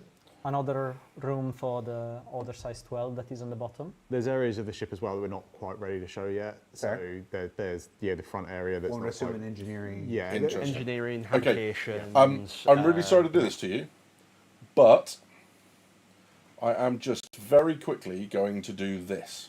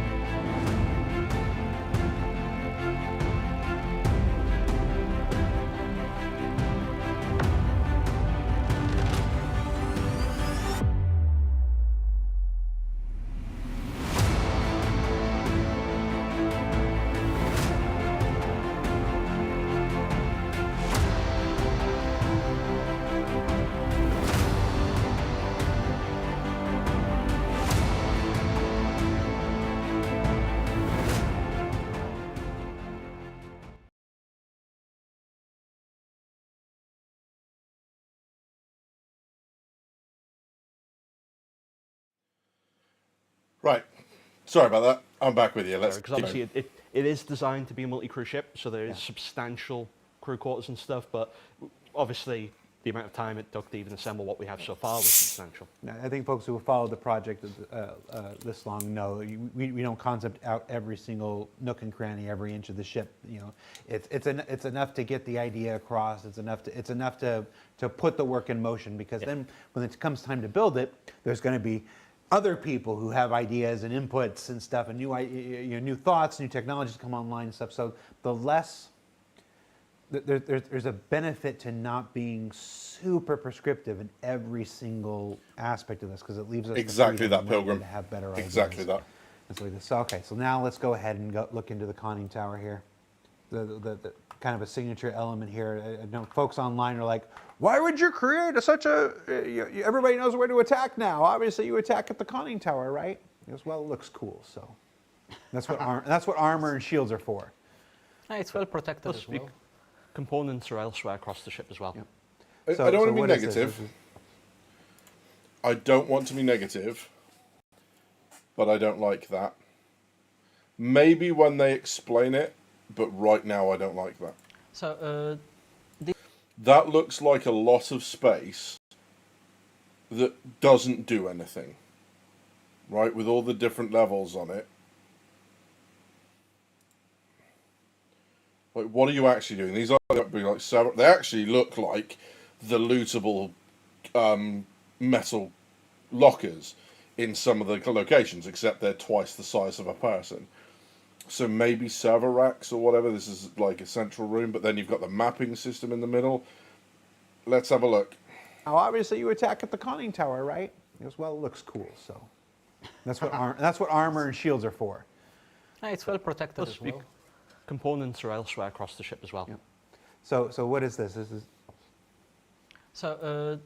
This is the tactical room to study your map, to study your fleet, to collect data. And above is a quiet room. Yeah, it's one of the things that we tried to kind of like think about when we were making this is we wanted to try and include some areas of the ship. There's a film. You know the film that I'm thinking of? What film is this? A screen with like 2% light letting in. That there confirms it. It's the viewing room in Sunshine, where they're closing on the sun and it's like only letting 1% light in, or 2% light, and like the guy goes mad and sits in there and ends up cooking himself. Like that. That's what that room is.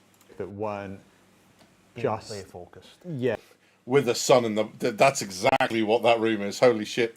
just combat and Needs a bar. functionality. Socially, we wanted that. to have some areas that You and know, I thinking the same way. gave the crew some freedom to relax. So here's our next image. What are we looking at? This is the room where the captain and the higher-ups will manage the fleet. Yeah, Viper, they've had it written for ages. Also They're just thinking about waiting So for a chance a to lot of ships have punt it out. globes in a room. And this sort of has many rooms that are for the hollow globe just because of the size of it. Very tall. Very tall. Okay. And not to don't want to focus on it too much, but we wanted to have little kind of areas of the ship where if you needed to have more private conversations, you needed to, you know, there was areas that were away from like the main thoroughfare that would allow for kind of.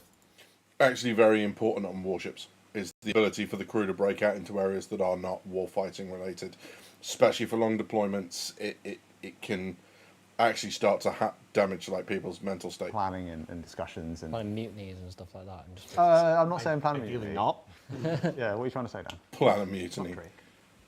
And then inside the big turret. So is this actually the seat that controls the turret? Yeah, Or? that goes up into the turret. So you enter this room full of death, and then you get in and then you deliver get the- pulled up deliver to the death. dispense such death. For that guy, fire in that compartment is a death sentence. A fire for anyone on the ship in that compartment is a death sentence, but you get the point. Correct. Okay. That lets you understand what you're about to Yeah, have at your exactly, disposal. Peach. Exactly. Exactly. This is I don't like it as a space. so the scale of this turret alone. This is the. All right. I ran out of words. All right. What else? What else we got? We have a parliament. oh, you can unmute. Of course, we have a parliament. And what's a parliament? So I thought that since you're driving destroyers of wars, you should be able to dispense it democratically or not. But in some ways, you should be able to communicate your crew what the Interesting. plan is. This is the equivalent of our briefing room, but taken to the next level. Okay. It's a bit more lyrical, I guess. With a ship of this size, it's going to be crewed by a huge group of people. And obviously, people aren't required to be there, because at the end of the day, it's a game, people having fun. But it gives orgs and groups a location to meet and gather and discuss what they plan. I think it's safe to say this is an org ship. This Yeah. is a Correct, ship Pilgrim. you will. leave and you don't come back for a while. Well, you take your ships to this ship to then go off and play the game. Okay, and the bridge here. So we got a couple images of the bridge, I would say. That I like. That's So- cool. Front and center, no. obviously, commander, Don't- officer, don't- captain, don't owner, just- it's the person in charge. Don't you dare. Of the Okay, and the That's cool. That's very cool. Yeah, it is absolutely a LARPing room for military orgs, depending on how much functionality they give the map and whether they give us the ability to make, you know, kind of like in some games you get a map you can draw on and everyone can see it, and you can see markers. Armor's one of them. There's a whole bunch of others out there. If they give us that ability on a 3D map, that'd be kind of cool. But yeah, Bridge here. So we got a couple that of I images of like. bridge that we've seen. That I like a lot. So, front and centre, obviously, commanding officer, captain, owner, it's the person in charge. Off to one side, they have their head of security. So, they'll obviously, a ship of this size, someone needs to be in charge of That. just making sure the inside of the ship is running the way it's meant to be. And to the left side, obviously, it's an XO takeover when the person who owns the ship XO, or commands the and ship then needs to go off and do Head of something else. security over here. I don't know. In addition to that, there's a cool little feature that we added to the actual commanding officer's dome. Do we have a picture of it? The video? Yeah. You want to go to video? Let's go to video. Yeah, let's go to the video. So if Oh, you this need is to really have cool. private, confidential conversations, just That's like how in real cool. life you'd have proper meeting rooms for it. That's the captain cool. has a way to actually generate one themselves. I on like bridge and have that. that I like conversation that a away from lot. everyone. To then, well, it's a reflection of those times when Very he asked me to come cool. into his office and close the door behind me. So you've literally made the Vader. 1960s Get Smart cone of silence. Yes. Can you imagine? And a the scallop round? idea is you know, if you are captain It's of a this silence thing, vessel Pilgrim. and you need to Unfortunately, it have doesn't look like a it's going to be doing very that. confidential conversation, but you are in the middle of a battlefield, you need to happen there and then. You need to be able to make that decision, have that conversation, and get on with it. So this is for all the remote turrets. So obviously, like I mentioned before, there's a lot of remote turrets on the ship. So there's an entire area. Basically, it's not a So they all bridge per se, recess but it's into a the- control center for all the different remote turrets across the ship. Nice, like that. It needs it. That's The a- scale that's of a it nice is we touch. can't just shove them in the bridge. They need somewhere dedicated. So they'd have their own priorities and conversations. I appreciate you don't make them run to every corner of the ship. Exactly. Too. Well, we've got a train for that, so they don't need to run. There's so many opportunities with like a dedicated room like this, like for artists to come up with like new fun ways of like expressing stuff. So like something that jumps out to me is like, you know, if you've got all those people sat down in their remote turrets, like having some kind of just like an indicator light saying that the seat is occupied, like a little green light above it. So if you're like the boss and you're walking in, you're like overseeing all the remote turrets, you just see green all around. It's like, all right, my crew's ready to go. Yeah, well, one of the features that needs further development is the communication between the turrets and the command and control and stuff. Like I'm sure somebody saw the command and control room earlier and it's like, well, what's that for? And it's like this.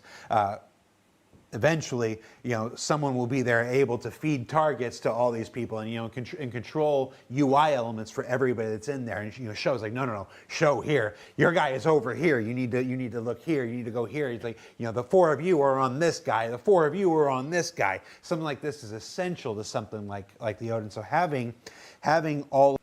I am so pleased that he said the word essential. Because that's what it is. Now, it is entirely possible that a company releases a game that doesn't have that in it, but these styles of ships. The fact that they've recognised that that's essential is chef's kiss. That's exactly what we need. And that would give me a little bit of confidence that the big ships are going to get the sort of gameplay and coordination that they deserve. Of those guys in one area, and then having a command and control that can communicate with them. Now imagine imagine one of the guys goes down or something. You know, armor piercing round, or the guy forgot to hydrate or something, and wasn't paying attention, dies in his chair. You know, somebody can get out and run to the other Ken. turrets. Good to see you, you know, bud. they're on this side and stuff. The abilities for coordination within the Odin are just immense. Like I would say, not even the ability of coordination, the raw necessity of coordination necessary for this ship.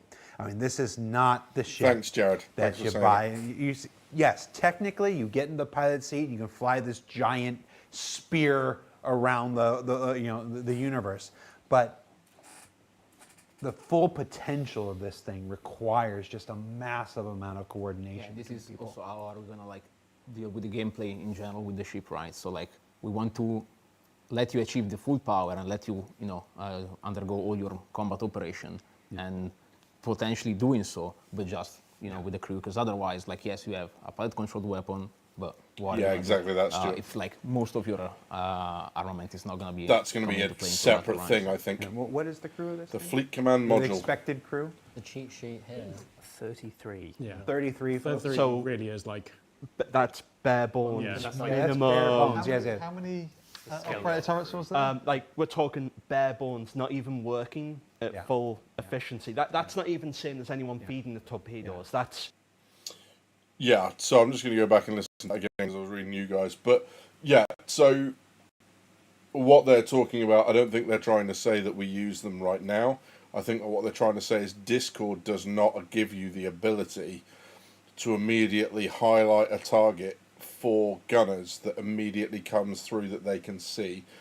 You say target the Perseus and they still have to manually find the Perseus, and he's not talking about that. He's talking about the next level up. He's talking about being able to assign targets, being able to indicate stuff, coordinate different things, and that's a level above just having the turrets.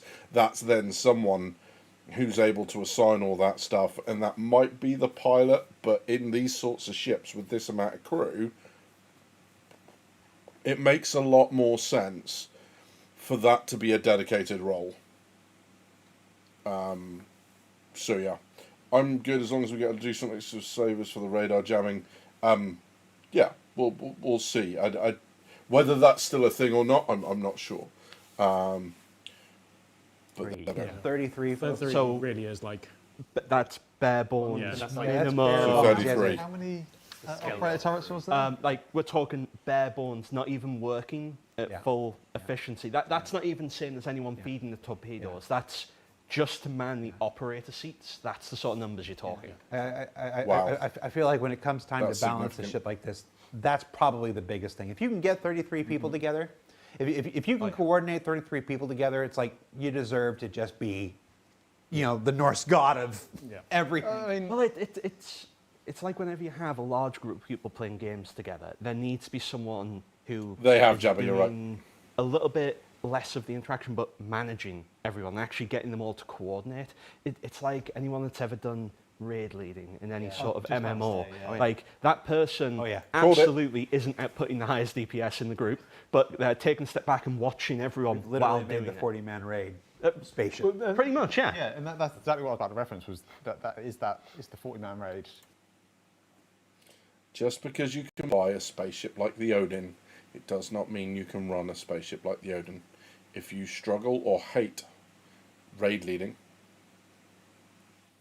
the Odin is going to be your own personal brand of hell.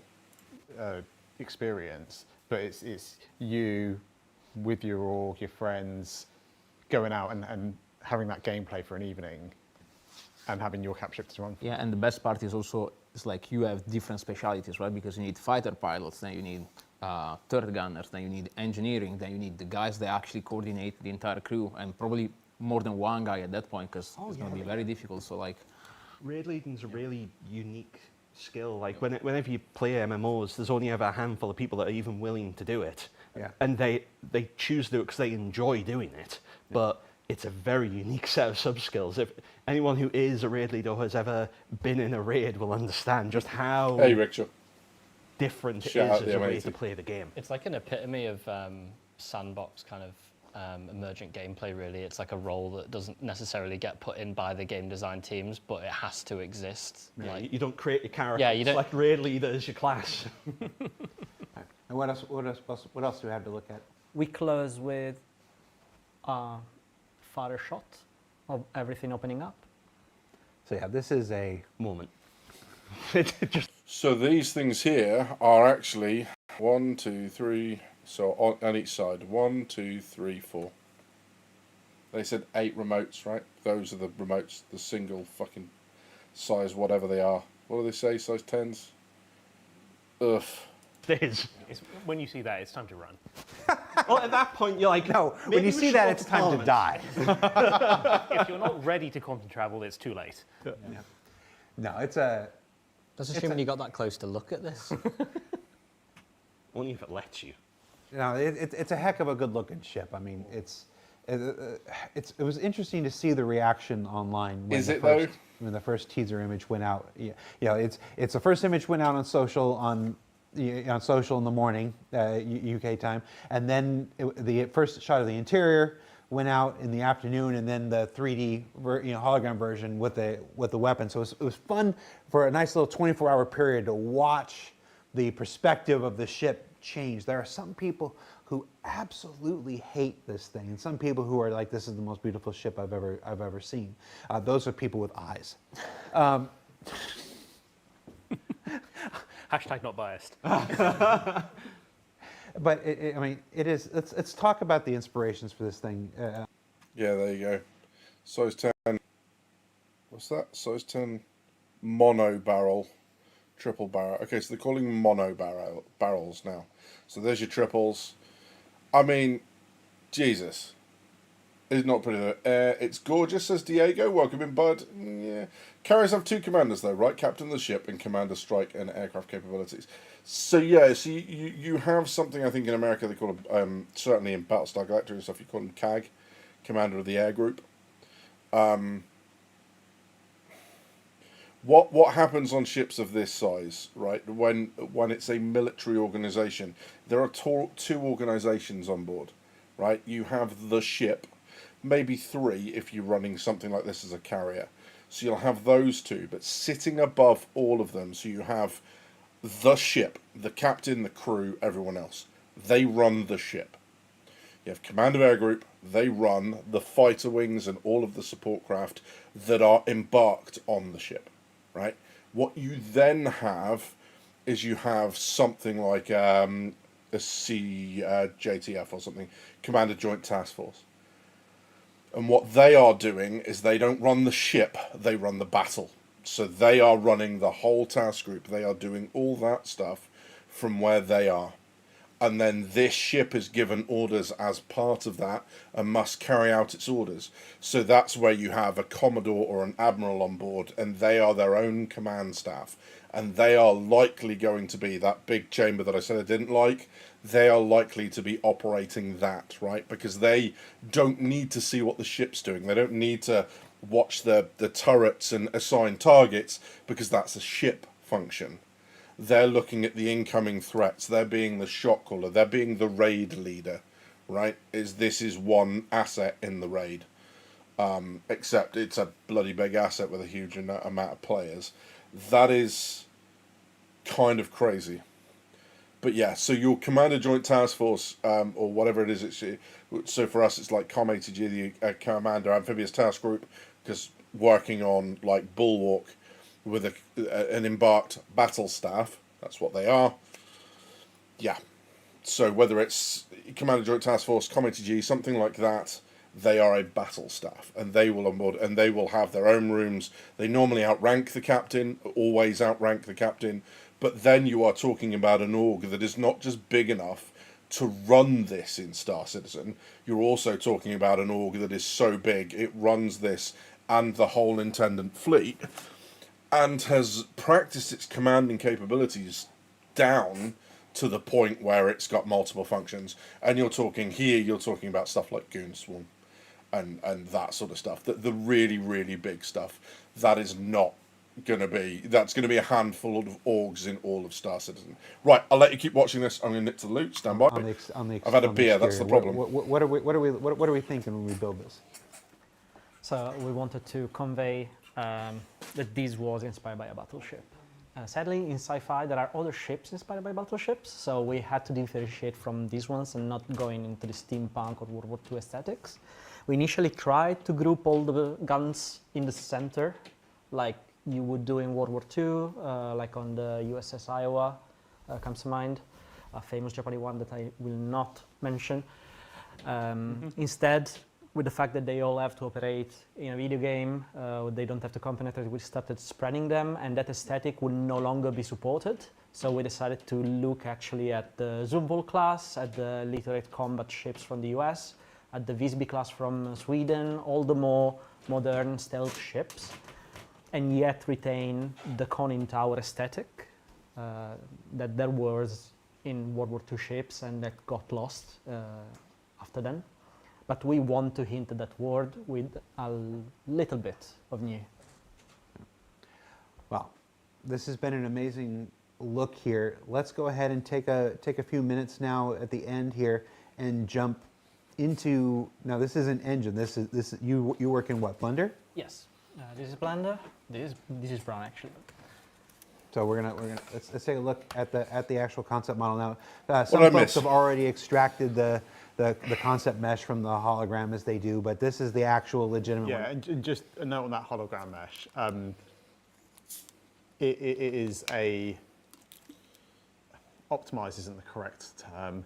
It is. It's reduced. It is a reduced version of what we're seeing here. When Alberto kind of handed this over, I mean, this thing's sat at 37 million polygons. That's not something we can just put in game.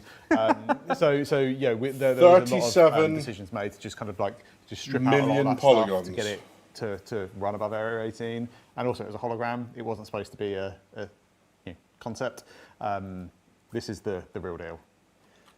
All right, so let's get closer here. Let's take a look. What do we want to look at this point? We've just seen a whole bunch of images and and some videos here, but what can we look at here that we would like to get real close to? We haven't looked at. It is looking better. You're right. Let's look at the laser beam. Exactly. Let's start with the laser beam.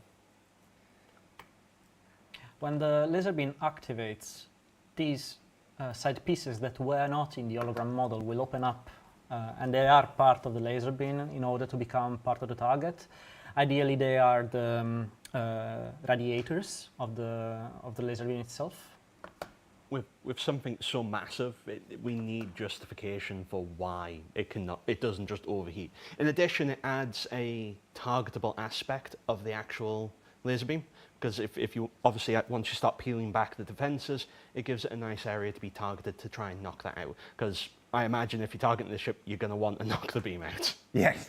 Is that the first thing you target? Is that the first thing you take out, the beam? I mean, or do you just not get in front of it? I mean, depends what you're in. Fair. That's fair. If you're in something small, just stay away from the front. From the front. Yeah, I do feel like the first tactic in fighting an Odin is don't be in front of it. Yeah. Right. Yeah. Or behind it, or beside it. The big guns above it, the big guns below it. Yeah, Can you jump into the same server as it is? docking collar area and the little walkways that you've got? Oh, we haven't looked at the staircase. We can walk around it, right? All right, so it does have a docking collar. Yeah, so it's got a docking collar, and then also there's it's kind of hard to see, but we added some like exterior kind of like walkways and channels that you could walk through. Yeah. Oh my god, the sense of scale. Hang on, who's that? Good So lord. When Lee was trying to sort the navigation for the ship, we didn't want it to be too simplifying. We wanted people to be able to go onto the actual exterior, but at the same time, we didn't want loads of issues with the grids and the physics issues that we sometimes encounter. Yeah. So we ended up trenching all of the exterior walkways behind mesh. But it's graded mesh, so you'll still be exposed to the elements, but you don't have to worry about debris or stray shots hitting you. But it meant that we had this, to be blunt, an entire level's worth of navigation that the designer who primarily did a lot of the layout for the floor, Lee. So you're going to be walking around the exterior of this. Well, you've got to, because just to maintain some of it, you're going to have to go out and do a lot of the repairs. And there's alternate routes for when the power goes down on the inside, like the staircase on the conning tower. And obviously, it's a full staircase, so you get some sort of idea of just the scale of it. The first time I saw that, I immediately... That's what they were. We saw them and we theorised that they might be ramped to either bring cargo up and down, or that might move up and down. They're actually staircases. That's the hollow grid. tower in Final Fantasy VII, when you have the choice to either run up the giant staircase or go up the lift. Wow. What else can we look at? I really looked at the engines on the back of it in any of the shots there. That is very big. All right, we'll do the engines next. What are we looking at here, Alberto? at the protection for the bridge. Shields! Of course, the bridge is armoured. That was Anvil, so wasn't it? cool. We wouldn't, just even unarmoured. Love a blast shield. All right, so you've Some got, of this you've got is like, kind you of know, cool. the Carrack made by Anvil, you know, nice little brand carryover here. Yeah. So you've got the shielded conning tower. One assumes you don't go blind when you close it. No. Okay. And then a little Star Destroyer influence here with the radar globe. Yeah, I mean, he's on the top of every contemporary ship. So, Star Destroyer. Star Destroyer. Oh, okay. Inside here, there is your Parliament. So, there's a quite nice call to the circular motif of Anvil. You've got the escape pods here as well. Yeah. Oh yeah, we haven't talked Yeah, I about like the lifeboats. Lifeboats. Yeah, The the- lifeboats, Oh. a bit more than So these are what we thought were docking dollars from the grid. They're not. a typical escape pod. Yeah. just for the sheer volume of the ship, we couldn't really just have tiny little pods, so that they have entire rafts and they're scattered throughout the entire ship. The ones on the conning tower are the most visible because we didn't want to fully embed them, just because we will have had to increase the size of the conning tower even more. Right. So obviously, if somehow Well, old buildings had fire escapes because if the interior of the building's on fire, you get on the outside of them. That still makes a lot of sense. someone manages to peel back in millions layers of defense and you need to escape, there's plenty of rafts there. And so there are lifeboats in the tower. There are lifeboats in the main hull. Yeah, they're Yeah. just below here. Well, yeah. Yeah. You have one, So, Ducky. you know, Congrats, you know, mate. So Good for if, you. if somebody who does manage to take one of these down, and one would assume that those are somewhat pilotable. Yeah, they have limited control, but they're essentially like tiny little. This ship is one of those things that I kind of look at it and go, do you know what? I almost don't. It's almost not computing. Not well, partly because of the size, right? There is a size issue to this, but also because we are so far away.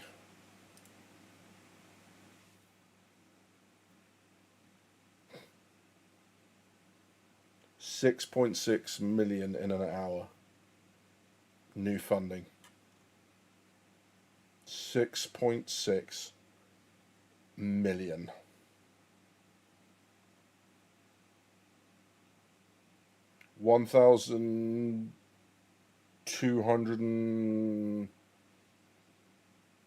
$1,260, something like that.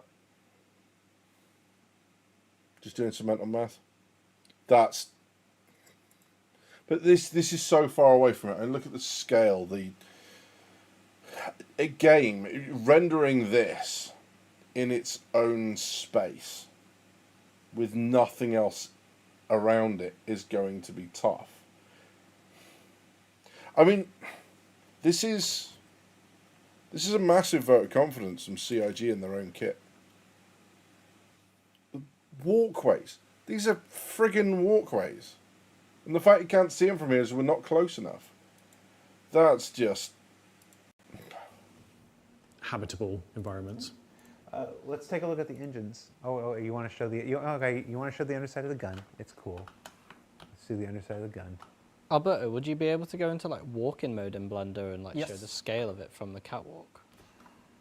Blender has this really cool mode that allows you to like walk around, so we can really appreciate how big it is. I don't think anyone, until they actually get it into game, will ever understand just how big it is. It's Fuck's sake. absolutely ludicrous. And Language. this is just on the gun. This is just the walkway next to the gun.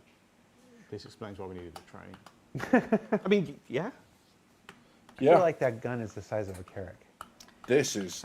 Is 1/3 of the Polaris. Yeah, they're I having problems think. with ironclads, exactly. The gun is 1/3 the length of a Polaris. Or maybe a half. Polaris is about It did. 160 meters. So We probably 80 blew meters through far. 1 billion. Yeah. And we have a bunch more sales of these Sorry, to go. engines. Yeah, let's look at those. Let's look at the engines. So there are a bunch of engines. Yeah, so even more than... because that's the cruiser element of this. And It's there also will be a little bit of other gameplay. stuff, but... It's so that we, obviously if there's just one engine, you take it out, but it means that you have multiple that you have That's to disable impressive. to try and stop the ship moving. Because that would be a good tactic if you wanted to try and actually disable one of these. First of all, And those are the immobilise hangar it, doors, so then it's you not a can ramp, they gradually are doors work on that individual areas retract. to try and get into whatever state you want, whether it be I would destroying a imagine body. they're not tradable. Can we go inside the main hangar there? I have to open another file. But Open another file. Okay. just to point out the engines, we have this one, obviously the central one, and the It'll side have ones its that own are weather, also on these yeah. little winglets on the bottom and on the conning tower. I want to see it in Is VR. it engine on Teapot. the conning tower? Little ones to avoid, the tower The to be thought dragged of away that by has inertia, excited me. You know what I mean. to distribute better these forces. This is just ludicrous. Okay, let me find the other. I thought you were telling me Ludicrous. I thought you were telling me the conning tower detached. No, It's actually a parasite, and no, no, no. Okay. slap the direct command That module on it. reaction means he thought about it. That reaction means it came up at some point. We had that conversation maybe about a different ship earlier today. How interested are you in public transport when it comes to that battleship? Need a rail card when you board this ship. It's got 1, 2, 3, 4, 6 stops. 6 stops. Okay. Wait, He's the tram not has happy 6 at the stops? idea of it being What a are the 6 parasite stops craft. of the tram? Not So you happy have at obviously all. your 2 foyer entrances for the docking columns. Look at the face. You He is an angry man. He is an angry man. He's obviously taking it in the teeth because of the ironclad. You have your very front man turret. Okay. You Oof. have the underside man turret. Okay. And then you have Yeah, so Conqueror do these walks and you can get an Odin-shaped medal for the distance of walking the Odin, and it's going to be like the longest medal they've ever done. It's like, yeah, Great Wall of China, walk the Odin in SC, mate. the 2 man turrets at the back. And they also put you next to the main elevator thoroughfare. This is And ridiculous. that's before you've done all the habitation I was and going to stuff say, like that. I think so we might have that's 6 Yeah. stops. It It doesn't right need a now. gravity that's gen. That's six 6 stops right It now. is one. Well, yeah. Mattia had to go. He had to catch a train. We've been here for a while. If you ever notice, this is the longest BTS we've ever, or anything on a single ship we've ever done. So he unfortunately had a train to catch. Not this one, a real one. But so now we're going to jump inside the hangar area. Where are we? This is the lift you God. can see here, this opening on the left. Yeah, so the right Chicago hold, so directly behind is the 6,000 SCU. That is the lift that connects to the medium hangar, and that's 2,000 SCU. To the left and right-hand side are the catwalks that take you to the small hangars. So if we just spin round. Oh, I felt it's that- fallen through the ship. All right. How many box missions can you do with the Odin? At least 3. All of them. So directly, so there's the metro stop for the actual trains. I love John's sense of humour. And he was obviously waiting for that question. How many box missions can you do with the Odin? All of them.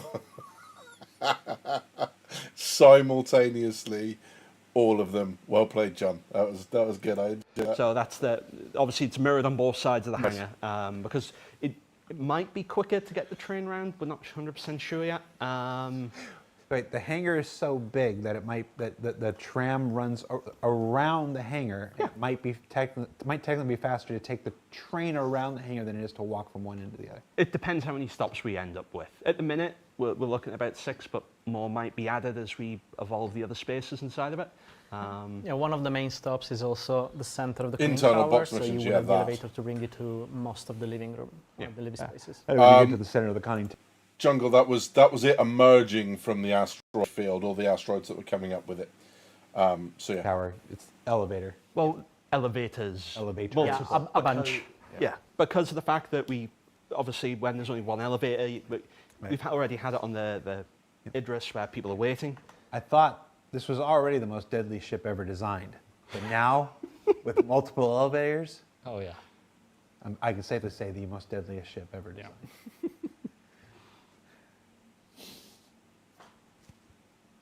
Do you go back to where the smaller hangars were? Sorry about that. Remember that these are concept mesh, folks, so none of these are textured, materialed. So this is the metric small hangar, and what we were talking about earlier, where just behind that you've got this additional space to kind of that's all kind of chevroned off here as your kind of like ready area. You've like got the like the blast shields that would rotate up when vehicles need to move around within that space. Yeah. This is There's also really quite impressive. for the actual flight crew to do resupply and changeover. So if you decide you want to swap for ballistics So- instead of energy or vice versa, you can take. I really quite like it, actually, in terms of this is definitely something that big orgs are going to work towards. It's going to be great. Would love to be on one as crew at one point, but owning one, other than in game, absolutely not. No, small Jaeger. These are smalls. Take them off the cargo bridge, bring them down so they're ready to swap out on the ships as they come in to restock. So if it's not just rearming, but actually changing loadouts. Well, the hangars are small. you've got That might be plenty an of extra space for the small crew to area. get ready for But the actual hangars themselves Imagine are like small. a pit from a Formula One. Or just stack more ships, which is what Most people most people are going yeah. to do. Which is we were very There conscious you of. go. Have we at any point tried to work out how many pit bulls we could fit in this? I'm sure there'll be a Reddit post. When the numbers goes. If there's not a Reddit post by the end of the day, I'll be very disappointed that no one's done the math. That is. I await your link. I mean, that is crazy when you think about how many Furies, how many pit bulls you could conceivably put into this. Yeah. This is the scale of our game in one ship, right? So you think about do you remember the old People to Planet video we did? This is like the ship's team's nod back to that. Well, how big was Port Olisar? It was a couple of K, wasn't it? Yeah. Of the actual space, that not just the. Oh, no, yeah. the actual. The actual habitable space. Yeah, in yeah. Port Olisar. I would suspect less this is than that. probably This is bigger. bigger. Yeah, you're probably right. This is actually more habitable space than Port Olisar. Yeah, no worries, Jaeger. Yeah. It's Well, okay. Anything more? Anything before we leave? We've shown. Don't give me that look. Alberto's like, I've got so much more to show. You can show two more things, Alberto. What do you want to show? I've shown everything, to be fair. Show them, Bran. What's your favourite image? What's your favorite aspect of the ship, Alberto? My favorite image, that's a good question. I'm not going to judge you. It's the Parliament. Wait. Your favorite's the Parliament. Wait. It is. Oh, I know why it's the Parliament. Oh, Oh, I know exactly there why he it's is. the Parliament. Oh, there he is. there you go. That's why it's There's the a favourite. dog in the background. You've hidden your dog, Yeah. of course. The All goodest comes back to boy. that. Every Odin, just to be The clear. goodest boy on the Odin. Comes with everything else. Yeah, that's it. I'm going to buy an Odin now. I'm going to buy an So, Odin. of course, House can poke the it. Odin for Need the an Odin first- because for the goodest boy. First promotion That's it. that's launched today. That's what we are. 5 unique paints that are exclusive to this promotion. Yep. So if you manage to pick up an Odin as part of the Odin Founders Club during this promotion at DefenseCon 2956, those 5 paints come with it, free of charge. They will never be made available in any other promotion. It's There you go. it's our way of saying thank you for being there and supporting this massive undertaking from the get-go. Any last words anybody wants to say about the Odin other than it's really, really big and it's going to take a lot of people to run it? And make it. Yeah, and make it out. It's going to take a lot of people to make it too. I think over the development and like when we took a peer behind the curtain at, like or walked over to Alberto's desk, like there is this like sense amongst the team that this is going to be something pretty immense and seismic, literally. I'm looking forward to seeing which team creates it and how, because we're going to have to like do a lot. I think Ben made a good point where he's like our teams like from in the last like few years has been, it's so much like larger and it's so much more educated that it feels like we're in a position where we can tackle these problems now and we can really start to, we always try and push the envelope but really see like what can we actually really do. I can promise you, hand on heart, Dan, that the Odin is going to generate more than we could have ever imagined. Are you talking about money or what? Problems, Jared, problems. Problems. Wake up the Anvil team. John, what do you think you've been doing the last few years? The positive thing is that I will be drawing all the concepts and I don't have to care about that part. You still got a lot. You still got a lot more to do. There's still plenty of areas. Yeah, we got the Plenty. two concept cheat sheet. left to do. So we've got. Oh, you do have a cheat. So we've seen the hold, the torpedo launching room, the ammo rooms for the size 12, the map room, the contemplation room. Lots to contemplate. The turret's control room, the conference hall, and the bridge. We have unfinished concepts, things that we're not showing you right now for the hospital, Yep. for the morgue, Yep. For the engineering that we mentioned, habitations, and the executive briefing room. For the morgue. So those are all in progress right now. They're not quite ready to show. Things still. The morgue.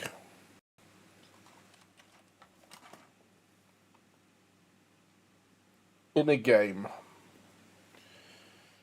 where bodies persist, for the love of God, don't give players a morgue. What are you doing? Why? Why would you do that? Oh, Jesus.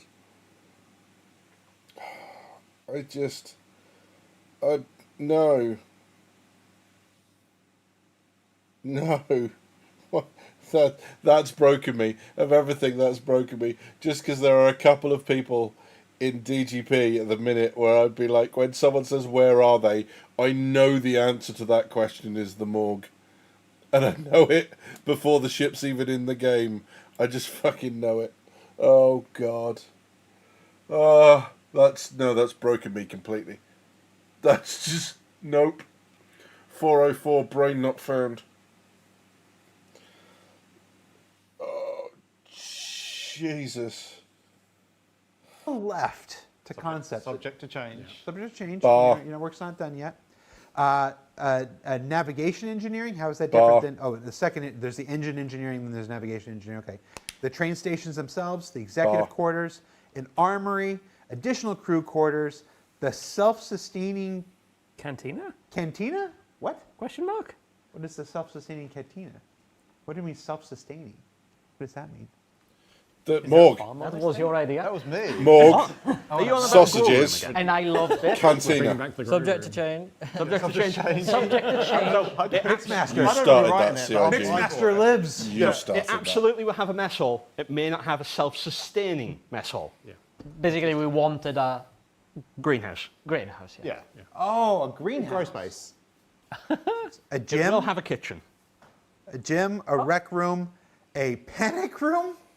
Question mark. I don't know. That's next to the contemplation room. It's the same thing. It's the same thing, but one's on fire. Yeah. Turn Yeah. the panic. Right, Thank you, contemplate. Gemma. Just a button Cheers, that changes mate. I the effect appreciate in the that. room. A crafting You're a room. legend. Thank you. Because obviously, You don't have to do that, but I it's gonna, appreciate it, my friend. yeah, a crafting room, and Thank then you a very much. running track. That's just the exterior, man. You just run around. Paul the Badgers, entire he's been broken. exterior. Thanks No, for that's a listening. marathon. You're There very is- welcome, mate. A path in the train tracks Yeah. that will allow you Craziness. to run all of it in case running is You just your- got to run the same is your speed as the favorite thing? trains go in. Otherwise, you're in trouble. Well, one would assume that through engineering, if you're really fighting for power, you could draw power away. The tram stops working. You need that power somewhere else, and you still need to be able to get around on foot. So, all right, and that's who knows what we're going to add between. I mean, that doesn't cover stuff like the multiple lifts or Or how many Shouldn't hundred be bathrooms we're going How many mavs it's got? Oh yeah, how many taps? bathrooms? Two. Just two and taps. one. Two on the entire It's got ship. 2 taps every bath. One toilet. One toilet on the entire ship. And it's right up the front. Bathroom. 750 meters away from That's a each other. promise. It's a promise. Taps in every bathroom. That's the 2-tap promise. So that's a lot about the Anvil Odin, Star Citizen's final concept ship and its largest. Available right now on robertspaceindustrials.com exclusively to members of the Odin's Founders Club. Those are folks who took the time and effort to submit their stories about why coordination and cooperation That's not what that was means. so important to Not them what in the that Star means. Citizen experience.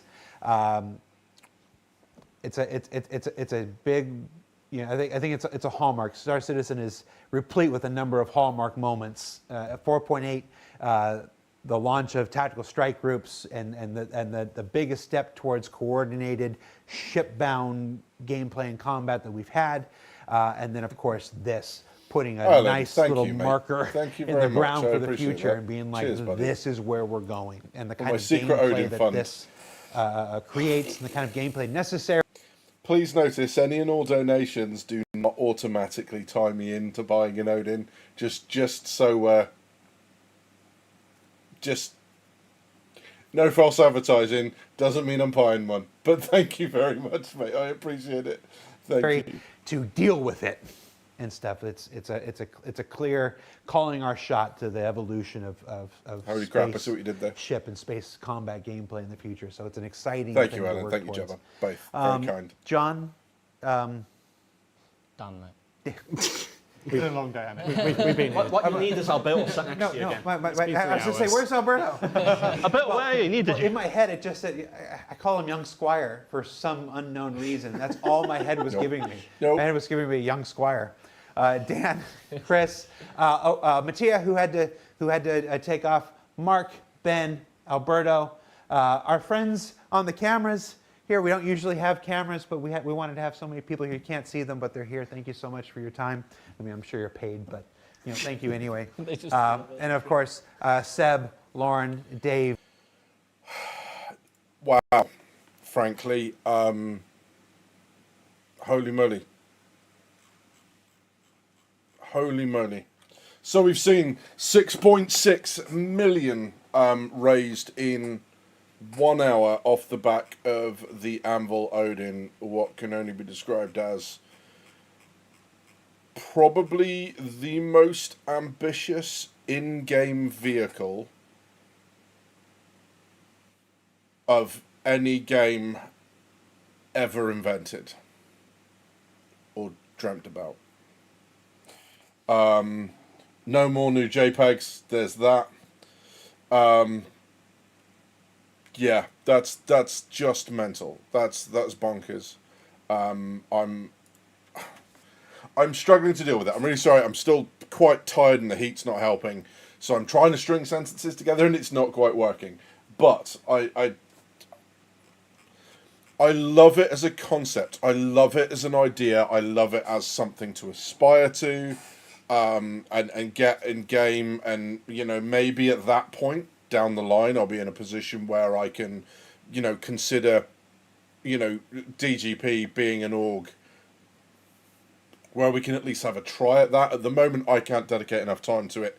So we have our game nights and stuff, and that's great. There's lots of time going in from that perspective. There's always people gaming, it seems, in Discord. But in terms of organising it, in terms of trying to coordinate stuff, of constantly coming up with events and stuff, that's something else that's challenging. And if it's a choice between that and this, the guys in the org are quite happy doing what they're doing. I will look at doing more with the channel first. I need to get the channel back to where it is and where I want it to be. Now I'm a little bit gutted. I really wanted to get. I have some notes on a 1 billion video. I was not expecting what's happened today. I wanted it to come out as the 1 billion thing did. Obviously, I've been pipped to the post of that because we have breached, and I will drink to this again, 1 billion crowdfunded into Star Citizen. Cheers all to Star Citizen, to CIG, and for a momentary a momentary pause to reflect on something that's actually, I think, at the core of all this, for all the shit we give the game and for all the whinging that we do, deadly elevators, JPEGs, all that sort of stuff, to the dream of a game like this that clearly has captivated so many thousands of people, millions of people, and brought us all together as one community, to the connections that we've all made, the people we've met. 1 billion seems a really good time to celebrate that. So, to you guys in chat, to everyone that I know, whoever watches this later, here's to you and to this shared vision that we have of a game that, let's face it, will eat the rest of our lives. Cheers, guys. Now they just got to make the bloody thing. So there we go. That's the Odin. Yeah, some crazy bits and pieces. I love these kind of the animations and stuff. It's really impressive. So yeah, pilot controlled Odin laser beams. CIG. Why are you like this? But yeah. So they were talking about the heat exchangers on the beam things. That's this bit here. Look, you can see it raised out of the ship. And they said that becomes a weak point then. So when it's firing the beam, you actually expose it to harm. So that's quite a nice way of going, well, actually, sometimes you're going to want to not fire it just because you got a lot of fighters around who maybe can yeet missiles into it or whatever else, or hit it with a couple cannons, like dumb fire into it. And that'll be that. And that'll be quite cool to see. So yeah, that's quite a nice, and again, you can see it kind of protruding here. So yeah, that's a nice little touch. Okay, so what I will say is on Tuesday I definitely will stream because I kind of want to gather my thoughts up and think about this. There's just so much to talk through. It's a huge ship. I'm still not massively taken with the silhouette, although the fact that we've now seen a high detail mesh as opposed to just the hologram one, that has given me more details. I think that the bit that I'm really kind of concerned about now is we'll see this and then expect for the next 12 to 24 months we're going to see, I would imagine, very little on this.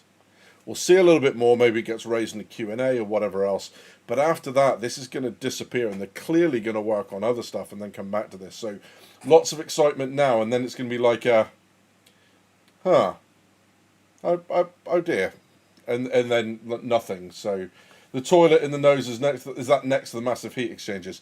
Yes, possibly. It's on the outside. You just kind of sit on it and ride it out as it opens. Maybe that means there's two because there's one on either side. But yeah, impressive looking ship. They talked about extra Q quarters.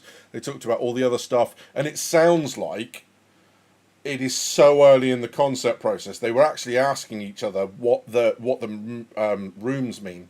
So it sounds like they've just kind of spitballed what they want. They're like, hey, let's just brainstorm rooms that could be in this thing. And I think places like bars and that sort of stuff would be useful, kind of a little bit more social and make this thing feel like a mobile base, which clearly is what it's supposed to be. There we go. I think that's going to be us for the evening. Thank you very much. Thank you to Jabba. Thank you to Alan. I appreciate your generosity. Thank you, guys. It's never expected, but always appreciated. So thank you very much to you both. To everyone else, thank you very much for that. This has been a crazy stream. I will probably look at videos on both of these subjects if I can manage to work in this heat. We will see. But yeah, we'll have a chat about it a little later on. There'll obviously be no stream later on tonight because we've just had this one, and this one has been long enough. In fact, I think it's probably one of the longest streams that I've done, apart from CitizenCon. You've been watching Jinkers with Gaming Problems. Thank you very much for stopping by. I'll see you soon.